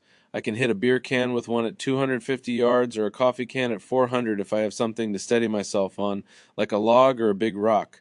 With my Mauser, I can hit the coffee can at 100, maybe 150 most shots, but that's about my limit on a target that size with a $30 war surplus rifle and 3-cent ammo. He smiled at his guest. But a heavy target rifle with a powerful scope is useless for rapid fire and moving targets. The Mauser has a smooth action, and at 15 yards any halfway decent rifle is plenty accurate. With 3-cent ammo you can practice a lot too. How much would a target rifle such as you have described cost? Henry scowled. 60 for a used Remington 722 to get the action. Another 80 or so to have it trued up perfectly by a top-flight gunsmith and barreled with a Hart stainless match barrel chambered with a match reamer. I'm saving up to have that done by a man that lives up in Baden. He's built a bunch of guns that hold world records. Henry reflected a moment. I don't know how much it would cost to have a target stock made. Dad and I are going to do that part ourselves. A UNRTL target scope is about another 90, but they're the best. John Unertl's dad was a sniper in World War I who killed over 200 soldiers on the Bulgarian border. He said he'd have done a lot better with better optics.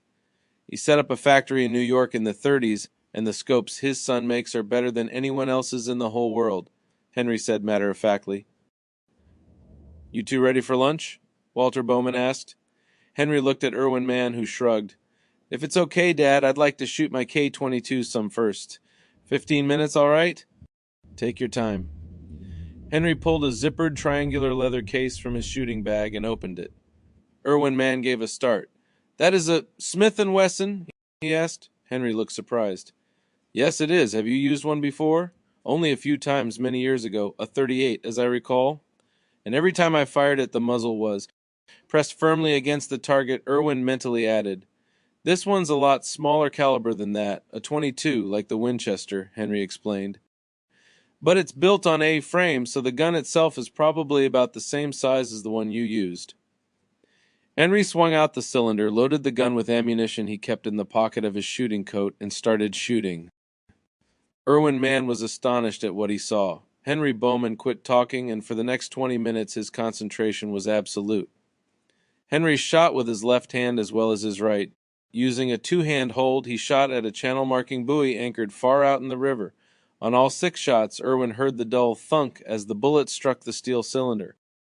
Irwin Mann would learn over lunch that the buoy was made out of a 55-gallon drum filled with foam, and it was almost 300 yards from shore. Henry shot wood blocks out of the water, holding the revolver upside down and pulling the trigger with his little finger. He asked his father for a small metal film can about 1 inch in diameter with a screw on top. Henry threw it out in the water, kicked it up in the air with the first shot, and hit it in midair with the second. He hit it again as soon as it landed in the water, and then the perforated can sank.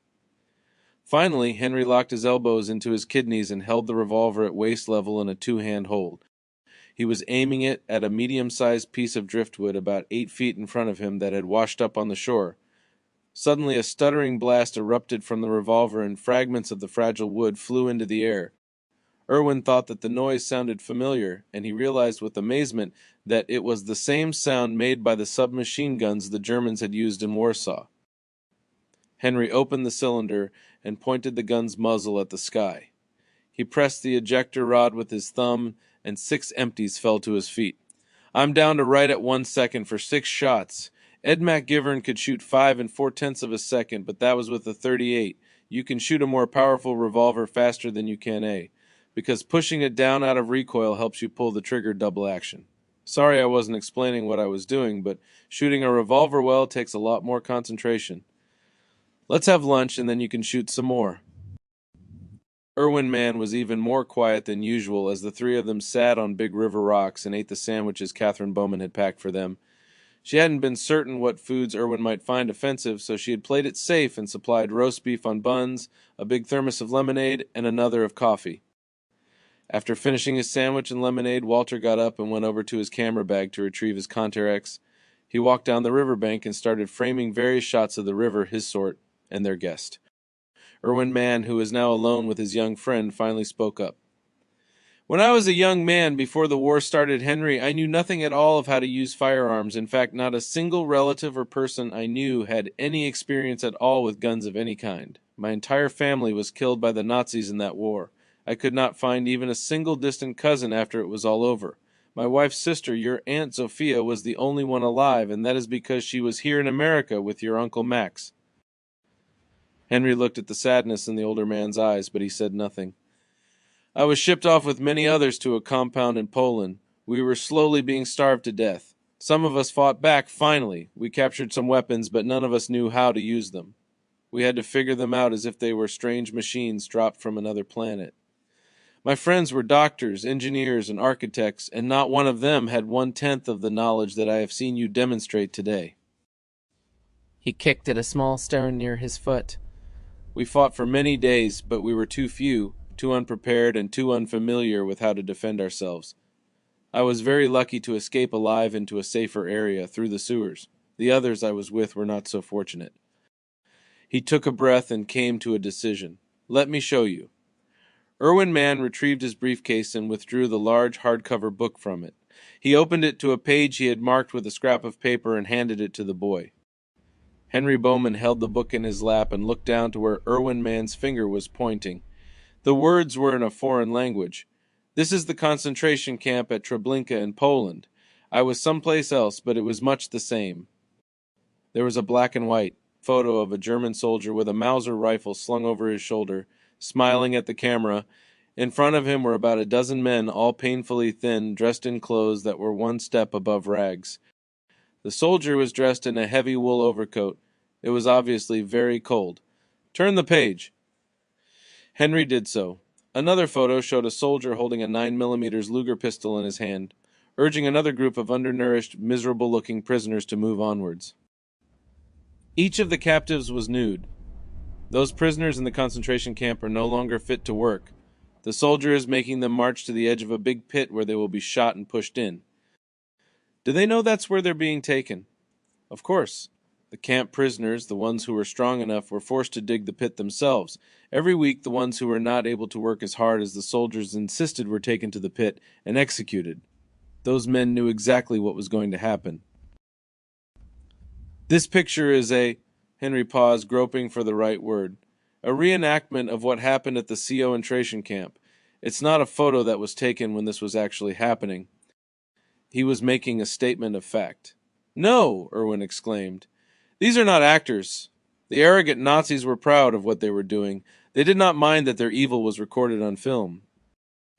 You mean this is a photo of what you were talking about while it was actually happening, and a minute after this picture was snapped, all these people were dead, lying at the bottom of a big mass grave, and they knew they were going to be killed? It was a horrible, evil thing the Nazis did, Irwin said slowly.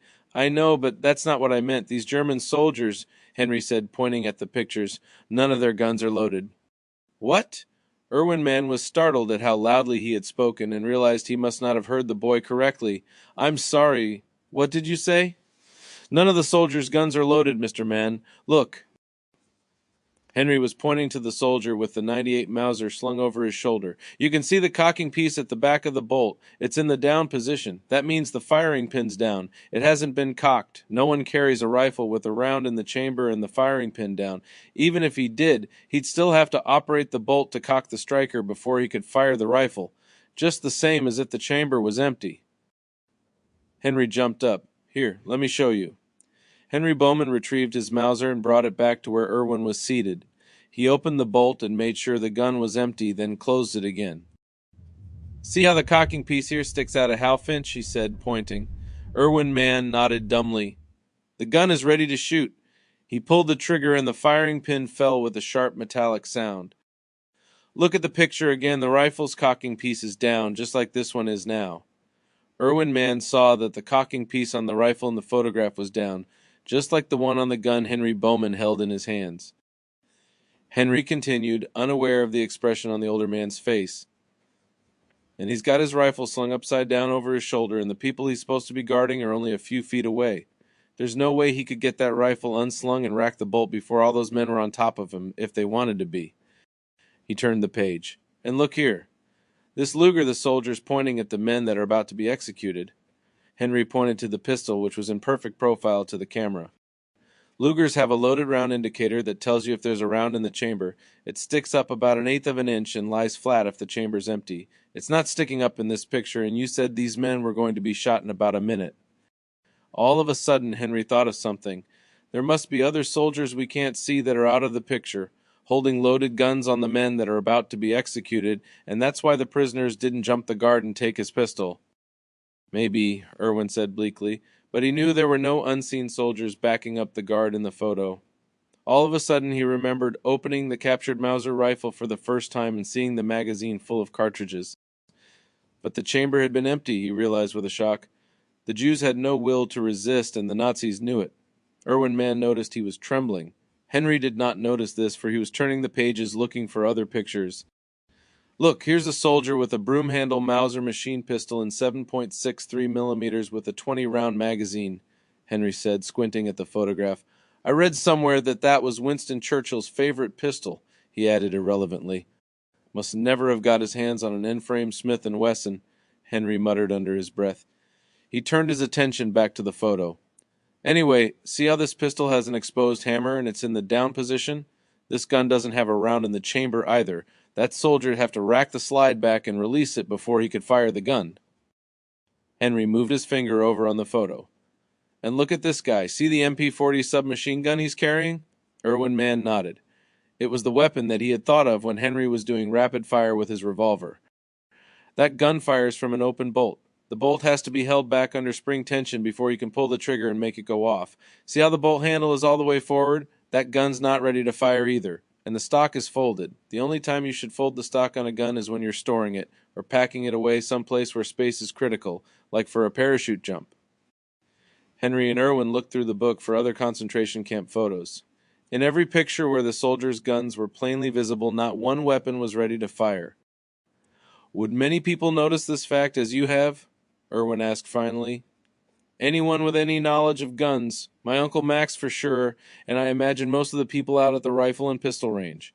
Some shotgun shooters don't know a thing about rifles and pistols, and not every shooter has read up on machine guns like I have, but yes, most shooters I know would notice that the guns weren't ready to fire. If only we had had but one 10-year-old boy like this one 20 years ago, thought Irwin Mann. Many more of us would now be alive. Henry, Irwin said finally, I hope that you never lose interest in your shooting skills. If we had had a few less doctors and musicians in 1940 and a few more boys like you, perhaps what you see in these photos might not have been possible. Irwin Mann took a deep breath, but Hitler and his brown shirts did not allow Jews like me to have guns. It's kind of the same way around here, but with Negroes, Henry replied, remembering what Al Goodman had told him. Irwin talked to Henry a while longer, and then the two sat in contemplative silence for a few minutes. Walter Bowman was still down on the riverbank taking pictures. He had intuited that Irwin Mann had wanted to say some things to his son.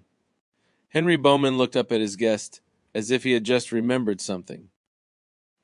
Here, show me what you can do with a revolver, the boy said, opening the cylinder of his K-22 and handing it to Irwin Mann. On the drive home, Walter commented on Irwin's shooting and asked their guest if he had enjoyed himself. Irwin Mann answered mechanically, for his thoughts were on what he had seen and the things he had learned from the young boy. He felt a growing sense of shame at what he and his countrymen had allowed to happen a generation before on the other side of the globe. Finally, he wrenched himself out of this train of thought and recalled something Henry had said after lunch. Henry, what is an end-frame Smith & Wesson? Oh, that's the biggest of the 3 frame sizes they make. They use special steels and heat treat them so they're really strong for the and magnum calibers. Ed McGivern shot at paper targets out in Montana with a long-barreled Smith in 1937, and he proved you could hit a man-sized target at 600 yards with one, using a rest and good ammo. Uncle Max has one, and he lets me shoot it. He gave me his lead furnace, bullet molds, and loading tools, and he buys the powder, primers, and lead alloy. I load all our ammo, and he lets me borrow his gun. Henry did not know it, but the boy and his uncle each viewed themselves as getting the better deal. Is the most accurate caliber? From a rest, I can hit a coffee can at over 100 yards every shot with a. I understand the Magnum is even better. Big revolver bullets aren't as affected by slight imperfections as smaller ones are, and don't get deformed as much in firing. It's easier to shoot really tight groups with the. Henry hesitated a moment and then added, at least that's what all the recent testing I've read says. The Magnum didn't exist in the 30s when Ed McGivern was doing his tests. It came out about 7 years ago. Smith & Wesson doesn't make very many of them. I've only seen one in my whole life. Walter Bowman smiled at the last comment in light of the fact that it was coming from a 10-year-old. Erwin Mann remained silent. He was thinking of something he was going to ask Max Collins the next time he saw him. Dad, while you were taking pictures after we had lunch, Mr. Mann was telling me about what happened to him during the war. Henry and his father were down in the workshop where Henry was cleaning his guns. Walter Bowman looked up at his son.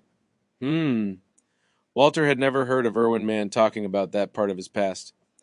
He was telling me about how the police came and took him and his wife away, and he never saw her or any of his family again. He said that Hitler killed 6 million Jews like him and would have killed all of them if the Americans hadn't fought against the Germans and beat them. That's probably true.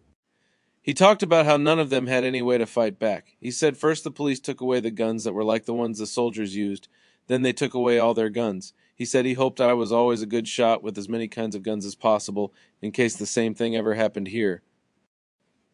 Henry looked very upset. Dad, I love shooting, but I don't want to kill anyone. Could something like what happened in Germany ever happen here? He asked. Walter Bowman, the history teacher, looked his son in the eye. Want to take this question for me, Uncle Cam? He said silently. Finally he answered, It probably won't happen here, he said, and mentally added the word again. I certainly pray that it doesn't. We have a nation with the kind of freedoms that people in most other countries can only dream of. But to answer your question accurately, yes, it could happen here. And it killed your uncle. There are always men who want more and more power, and history has shown us that these kind of men will take all they can from the people they control. Sometimes they are finally stopped when the people fight back. Sometimes the people don't fight back, and they slowly lose their freedoms until it's too late. You know about the 6 million Jews being killed by Hitler and his police because people talk about it. There have been many other examples of the same kind of thing, but they don't get discussed as much for one reason or another. What do you mean? Henry asked. He had stopped cleaning his .98 Mauser and was hanging on his father's words. Russians for one. Joseph Stalin murdered 20 million of his own people 15 years before World War II to make sure that the rest of the population would obey his will. Henry's eyes were big as he listened to what Walter said. A few years before that, it was Armenians that were slaughtered by the Turks in 1915. After World War II, the Chinese government murdered millions of its people, one big batch starting in the late 40s and another starting 10 years later. I hear it's starting again. Walter Bowman was unaware that over the next 10 years, Mao Zedong would up the ante by systematically slaughtering 20 million of his own people. This would equal Stalin's record, but would be accomplished in a much shorter period of time. He also did not know of the coming genocides in other countries. I know you love shooting just for the pleasure it gives you. Ever since I was your age, I've been the same way about flying. I've never wanted to kill another person, and thank God I've never had to. But during the war, I taught hundreds of other men to fly well enough so that they could go into combat in the air, shoot down enemy fighters, and destroy targets on the ground. Those skills I learned just for the pure pleasure of it became very valuable to people's freedom. But, in the course of it, a lot of people were killed. I really don't think you should worry about America turning into Nazi Germany, Henry, Walter Bowman said, but his face looked worried nonetheless. At least not today. Wonder what my Uncle Cameron would think if he were alive to hear me say that. Walter licked his lips and was about to continue, but his son interrupted him. What's the matter, Dad? Walter Bowman squinted, then nodded his head as he came to a decision. Son, I think it's time I told you about what happened to your Grandpa Mike's brother, Uncle Cameron Bowman, a little over 30 years ago, when I was a few years older than you are right now. He'd be your great-uncle if he were still alive today. When he was a young man in 1917 and 1918, he served in the Army in World War I, just like I served in the Navy in World War II. Except when I was in the war, I stayed in this country and trained pilots on a naval air base in Florida. Uncle Cam was in the infantry, and he got sent overseas. They sent him into combat in France, where German soldiers were shooting at him with rifles just like that one there." Henry looked at his Mauser as if it were a rattlesnake, and Walter chuckled in spite of the nature of the conversation. "Don't look that way. He never got wounded, and he brought back some German guns for your Grandpa Mike. One of them was like that one of yours, but with a longer barrel. It was the standard rifle, not a carbine like mine." "Right, Dad sold it or gave it away, I don't know which, after Uncle Cam died. Dad said Uncle Cam always told him the Enfield was a better rifle than the Mauser." Henry nodded. "It is. It's stronger, and the bolt lugs are a true interrupted thread, so the Enfield will chamber dented or bent rounds when the Mauser won't." "Then why do you have a Mauser?" Walter asked, allowing himself to get off the subject. "Ammo's cheaper." Walter Bowman nodded as he looked at his son, and then said something that had crossed his mind off and on for several years.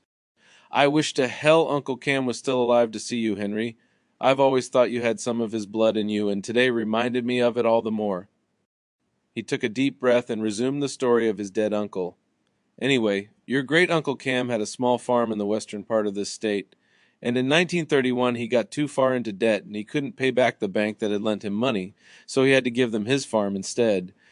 He couldn't sell the farm first and then pay them. No, lots of people had the same problem, and nobody wanted to buy his farm for as much money as he owed the bank. The bank took the farm, but they couldn't get much for it, so they lost a lot of money too. There were other people, not just Uncle Cam, that they had lent money to who couldn't pay it back. So the bank ended up with a bunch of farms like Uncle Cam's, and when they finally sold them, the price was very low, and they lost so much money that they went out of business too. It was a bad deal for everyone.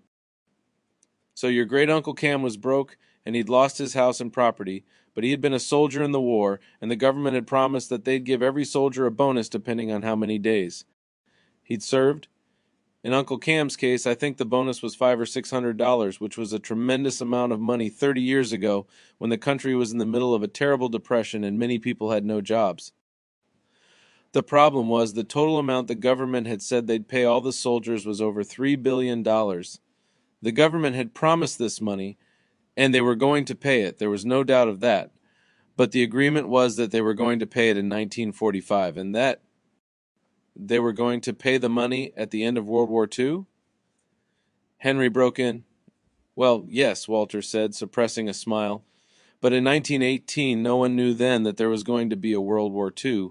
At that time, 1945 was just a date in the future." "Oh, right." Henry felt like an idiot. "Anyway," Walter continued, 1945 was 27 years after the end of the war these veterans had fought. Now it was 1931. The bonus was still 14 years away, and 14 more years might as well have been forever if you were someone who had lost his house and had no job. So, in 1932, a bunch of veterans went to Washington to try to convince the government to pay them early. They jumped onto freight cars that were heading east. They packed into old trucks and marched through towns where people gave them coins so they could buy gas, and some of them even walked to Washington. Grandpa Mike's brother was one of them? Exactly. He was one of the bonus marchers, or bonus army as they were called then, and he got to Washington, D.C. in May, I think it was, of that year. Walter Bowman proceeded to tell his son about all that had happened those 2 months in the spring and summer of 1932, when he himself had been 15 years old. Henry listened raptly as his father described the events of that tragic period in history and of how his father and his grandparents had read about them as the story had unfolded in newspapers and radio broadcasts across the country. Hoover wanted the death march to end, and he told General MacArthur to clear the bonus army out of the area around the Capitol. MacArthur's men did this by using tear gas, cavalry, and tanks. Then they set fire to the shacks that were there, so that the marchers wouldn't come back into the city. All that was bad enough, but it was what they did next that people remember most. There's also some argument about just who was responsible for what was about to come. Some people say that General MacArthur followed President Hoover's direct order, and some say he acted on his own. Hoover always took full blame for what happened that night, so it could be either. He took a deep breath. There's no doubt in my mind that Hoover ordered the army to clear the veterans away from the Capitol building. But from what I've read and what I believe about the men involved, I think what MacArthur did next was exactly what the president told him not to do. The president took the blame, and he was right to take the blame, because the president is ultimately the one in charge, even if something bad happens because a general disobeys him. Walter went on. What happened next was, in the middle of the night, General MacArthur and Majors Patton and Eisenhower. Was Major Eisenhower related to President Eisenhower? Henry broke in. I mean, was he related to the man who became President Eisenhower? Major Eisenhower was the man who became President Eisenhower, Walter explained to Henry's amazement.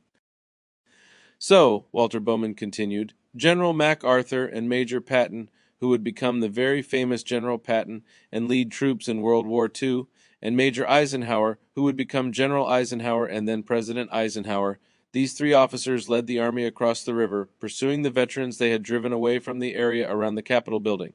They followed the veterans into their camp outside of the city. There were 20,000 ex-soldiers camped there, and about 600 wives and children were there with them. What did the soldiers do? Henry asked. Walter Bowman looked his 10-year-old son in the eye. They fired their guns, and then they set fire to every piece of wood or cardboard there and burned the entire camp to the ground. Henry was speechless. Walter dropped his gaze and went on. Not everyone got out alive. No one ever knew for sure how many were killed, though. Many of the veterans had separated from their families and had nobody to ask about them. Henry found his voice and asked, Did your uncle die? Walter ran his hand along the edge of the workbench and looked off towards the scroll saw in the corner of the shop before he answered. Not right away. Uncle Cam was burned pretty badly in the fire.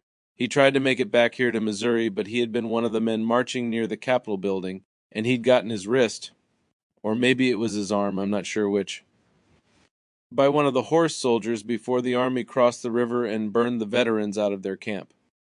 The break was a bad one, and there was no one to tend to it or to dress his burns properly either, and I'm not even sure it would have done any good. Burns make it easy for infection to set in, and that's what happened to my uncle. A doctor in a VA hospital in Pennsylvania amputated Uncle Cam's entire left arm, but it was too late. Dad, Grandpa Mike took a train to Reading, and Uncle Cam held out until he got there. Dad talked to him, and then Uncle Cam died. Dad brought the body home and we buried him. The last time I ever saw him alive was that day in May when he hooked up with some fellows from Arizona and headed for Washington. He shook his head and forced a smile. That was a terrible thing, Henry. But we all knew it was a terrible thing, and the president admitted it was a terrible thing and admitted it was his fault. And in 6 months the president was voted out of office and the country had a new president, his father explained, who proceeded to seize even more power for the federal government, strip citizens of their civil rights, and do it with the people's own money, he added silently. Then Walter Bowman banished that course of thought from his mind and went on. Our Constitution and the Bill of Rights, the rules our government has to obey, were written by some very wise gentlemen who had just finished going through something very much like what Mr. Mann went through 20 years ago. Those men wrote the Constitution and the Bill of Rights to see to it that what happened to them and what happened to Mr. Mann doesn't ever happen again in this country.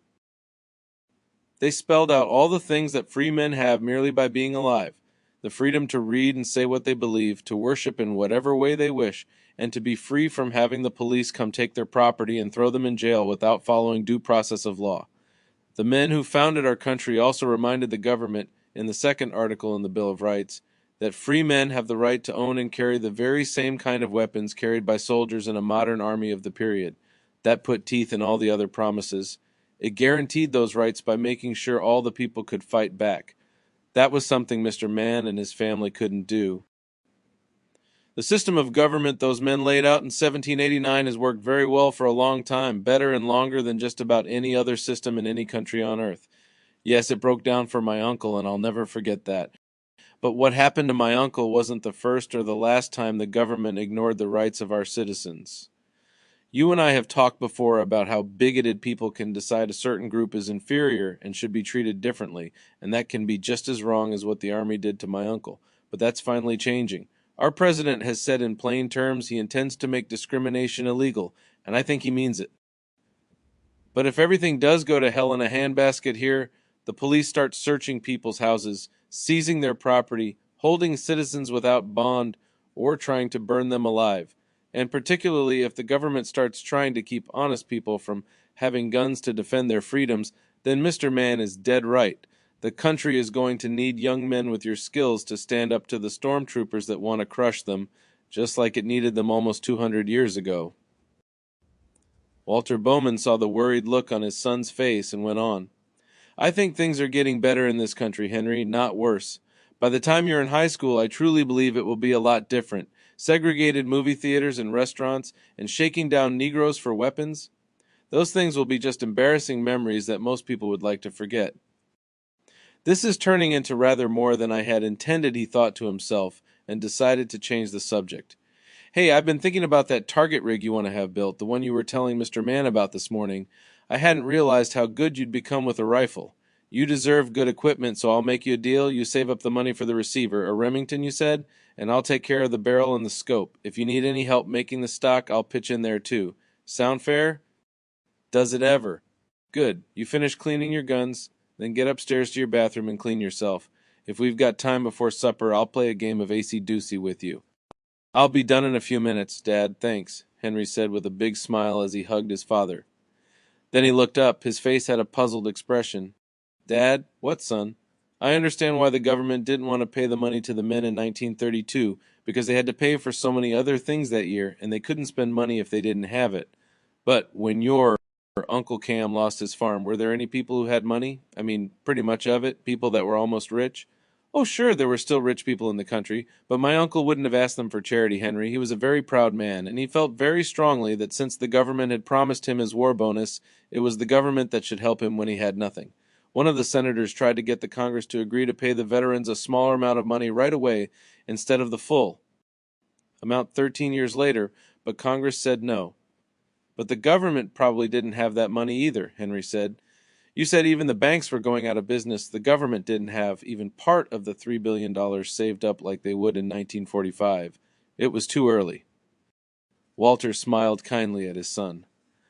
I guess my uncle still didn't want to go begging. No, Henry persisted. I mean, if there were rich people around, why couldn't one of them pay your uncle some money and then the government could give the rich man your uncle's bonus in 1945? If Uncle Cam was going to get $500 in 1945 and he needed money in 1932, why wouldn't a rich man give him $300 and get $500 later? Uncle Cam would have done that instead of going Washington and living outside for 2 months and having soldiers try to burn him up, wouldn't he? Good question, Walter thought immediately. Well, I guess there wasn't any way to transfer the bonusettes. That's a pretty lame answer, Walter said to himself. Why not? Couldn't the government give the veterans pieces of paper that said, "This is Mr. Bowman's lieutenant"? What? Henry asked. His father was smiling at him. He was a lieutenant in the army, not a Mr. O. He pressed on. Couldn't they have printed up a piece of paper that said, "This is Lieutenant Bowman's bonus of $500, but we will pay it to anyone who turns in this piece of paper in 1945. Then he could have sold it, and so could the other soldiers, and they could have had some money, and the government wouldn't have had to try to kill them to make them leave. That's a good question, Henry, and I don't know the answer, except that a free market answer was much too sensible for the stupid cocksuckers, he added silently, then immediately felt ashamed. Walter Bowman rarely swore, even mentally. They just didn't do it, that's all. Go on, dinner's going to be ready soon. Walter Bowman left the shop and climbed the basement stairs to the kitchen. Jesus, 10 years old, he's worrying about having to kill people, and I cheer him up by telling him how our government tried to burn his great-uncle alive. Walter thought, good thing he's too young for this mess in Southeast Asia. That's where the trouble is now, not here in the United States. Walter Bowman had a great knowledge of history, but he was ignorant of the existence of the obscure National Firearms Act of 1934. He also had no idea of the next piece of national legislation concerning firearms that would be written into law. It would be passed in 5 years, during a time of great upheaval in the country. Walter Bowman would never know of it, however. During the time of the initial discussion of the proposed legislative measure, doctors would discover that Walter Bowman had renal cancer. By the time Lyndon Johnson signed the Gun Control Act of 1968 into law, Walter Bowman would have been dead for almost a year.